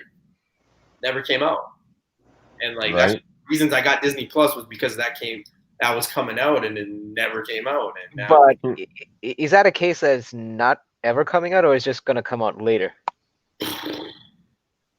Because I heard the same things also, how they are looking into making a what if and using actual voice actors from the franchises, like Robert Downey Jr. and all those. the two that they're doing is because I talked about it. I talked about it a few months ago, actually, on the Spec side. Was that X-Styles #3, where they have Peggy Carter as Captain America? Yes, yeah. Yeah. Heated up for a short period of time. When I mean heated up, I mean it was selling for like $50 to $80. But I know that they had that storyline, and then they had Thanos, right? Something with Thanos and something Thanos, and I think they had the Spider-Man joining the Fantastic Four, which that's the one. yeah, and that's one of the reasons why that book jumped to crazy heights. I sold my copy. I had a raw copy. I sold it for like $55, I think it was. So that's a book that I would rather I would want to have. Like that's a book that's hard to get in like a very high grade. Yeah. So it is a book that I would probably pride myself on like having on a wall if I could find like a 9 point something high, you know, like 0.2, 0.4. I don't know what the 9.6 or even if there is a 9.6 or 9.8, to be honest. I think the highest is a 9.2. That's a white cover book too, right? Yeah. That's gonna be high. Bricks is saying that What If is actually scheduled for 2021. Oh, so I've had Disney Plus this whole time for all these months, like for fucking nothing, man. We need until next year. Well, the thing is, I was gonna say that you have Mandalorian, but we all know your love for Star Wars, so. Actually, my girlfriend had said that she was like, oh, she was like bored on TV, and she was like, oh, I was gonna watch Star Wars because she thought like I was into it. So she's like, oh, I'm gonna get into it. And I can't remember what movie she said. She's like, yeah, I started watching like 20 minutes of it, and then I was over it. I was like, that's probably if it was the original or the new ones. Yeah, I was like, that's probably more time than me. But I will I promise you guys, I will be watching this winter. My goal is to watch one a week. So okay. I mean, one what movie? One episode? Yeah, one movie. No, one movie. Oh, okay. So I don't know if anybody could message me the order that I should watch them in. That'd be great. I just don't know, like, because you know, depending on who you talk to, they're like, "Hey, watch this one, then this one, then this one." It's like, okay, sure. I got an order for you. You should watch 4, 5, and 6, and fuck everything else. 4, 5, 6. Okay. All right. How many are there? There's 9 if you don't. No, there's more than that now. Yeah. If you don't include the spin-off movies, there's like 9 actual, Right. like, you know, numbered Star Wars movies, and then you have like the Rogue Tale, and what's the one? The Han Solo movie. What is it? You got Solo and Rogue One. Yeah. And then I guess there's a case for some of the other shit too. There was 2 Ewok movies back in the day, a holiday special. There's all kinds of shit. Yeah. Well, this is how much I am not a Star Wars guy. One of my best friends, he used to live with me. He was one of my roommates. He knew I hated Star Wars. I did not like it, so he helped me move. And during the move, we were waiting, and Keys had come to help. And we were talking. We had some time. We were eating some pizza, and he goes, "Man, so like, you know, what do you got on the Spec thing?" And I go, "Oh, you know what? Like, I think I got some Star Wars books, but I kind of have to do my research on it because I don't know much, and I don't want to put, you know, I don't want to offend anyone or put some information out there, and people be like, what the fuck, right?" So I start saying this, and my buddy, his name's Neil. My buddy Neil just starts fucking dying, and he got, you know, like 20 minutes later, he got up from the floor from laughing, and he goes, "Man, don't ever talk about Star Wars. Whatever you do, don't talk Star Wars. Don't talk Star Wars Spec. Don't." He was just going off, and I was like, All right, man. I appreciate it. But yeah, the Star Wars and like even Keys when I talk Star Wars like Keys gives me like the dirtiest looks. Like I don't know what. Like he's like, yo, be careful. Like tread lightly. I'm like, okay, man. Yes, Keys is pretty sensitive on the Star Wars, which is great. Crazy, dude. Like, which is great ammo. Yeah, you would think that he would pick up all of them because he loves it. Like he really loves it, but he is so picky on his Star Wars stuff. Like he's so picky. He does not pick up every issue. He's very picky on it. Even when there's a first appearance, like he's like, well, you guys know from last week. Of course. He did not. He didn't pick it up. So I mean, I get it from his point of view because like I don't have that same affinity to the franchise like he does. But I do get it. Like if you have your memory of a certain property to be one thing, and then you feel like Marvel's kind of mucking it up with all these revisionist history, I could see him having an issue with it. Yeah. But it's just fun for us to kind of poke fun at him, man. Yeah. Yeah. I remember I told him to pick I think it was like Alpha 3 or 6. Okay. And yeah, somebody had said, they're like, oh, dude, like, pick this book up. And I picked it up. But I picked it up for him. And Keys is one of those nice guys. So even when I do nice things, like, he wants to, like, pay me back or whatever. So he does one of those. And it turns out that book is, like, nothing. Like, he'll always throw it in my face. Like, he's like, man, when you think about telling me about Star Wars books, just remember, I have this book just right here doing absolutely nothing. And I go, yeah, I know. So. But it could have been special. Yeah, it could have been, but, we'll see. All right, so that's it for us. That's it for our show. Hyper, I want to thank you for joining me. Where can we find you? Where can we find your content? What do you got coming up next? All right. Well, currently I'm just on Instagram right now you see the tag right there, hyper.combo.comics. I hit my 1,000 follower goal last week, so I appreciate all you guys that have followed me. And if you haven't, I definitely want to encourage you to do so. Like I mentioned in the last week's episode, I will be doing a 1K giveaway contest. More than likely, I will be releasing the details for that this week. I just haven't figured out what I'm going to be giving away from my stash. I will be partnering up with another retailer to actually throw in a prize. That detail I'll also divulge with the rest of the contest details. And I'll be according to Newbie, I'll be popping on this channel from time to time. So I'll be doing my thing there. And you could also, I mean, I don't have a YouTube channel per se for now, but you'll catch me here. And also, I'm also somewhat of a frequent guest on the Spinetics show every Saturday at 11 p.m. Eastern. So usually I pop in there from time to time. So definitely check me out on that channel as well. So yeah, that's it. Definitely, man. Yeah. I do a terrible job, as Face could tell you. I do a terrible job of like putting my guest information in the description, but I promise I will get better. So next week I will have information. If you haven't already subbed up to Hyper, please do so. He's making it very easy because he's got his actual title right there, his name, everything like that. And if you can't find him for whatever reason, I always say, just go on mine or go on Faces and, just go and look at the followers and put Hyper's name. He is, if not the first one of the first that come up. Speaking of Face, what do you got coming up for us, brother? Right. Well, right now the big thing going on is, I'm actually doing my subscriber giveaway on Instagram also. Yeah. So if you go over there, there's a post on there, one of my most recent posts, and it's pretty easy. All you gotta do is just like the post, follow me, and mention a couple people's name that might be interested in winning some books. I'm giving away a couple issues of crossover #1 that just came out, the incentives. So. Yeah, I saw your giveaway price. I'm like, damn, okay, now I need to step my game up after I saw your prices that you're giving away. Ace gives out some really good books, man. Yeah. Yeah, you know what? Well, you know.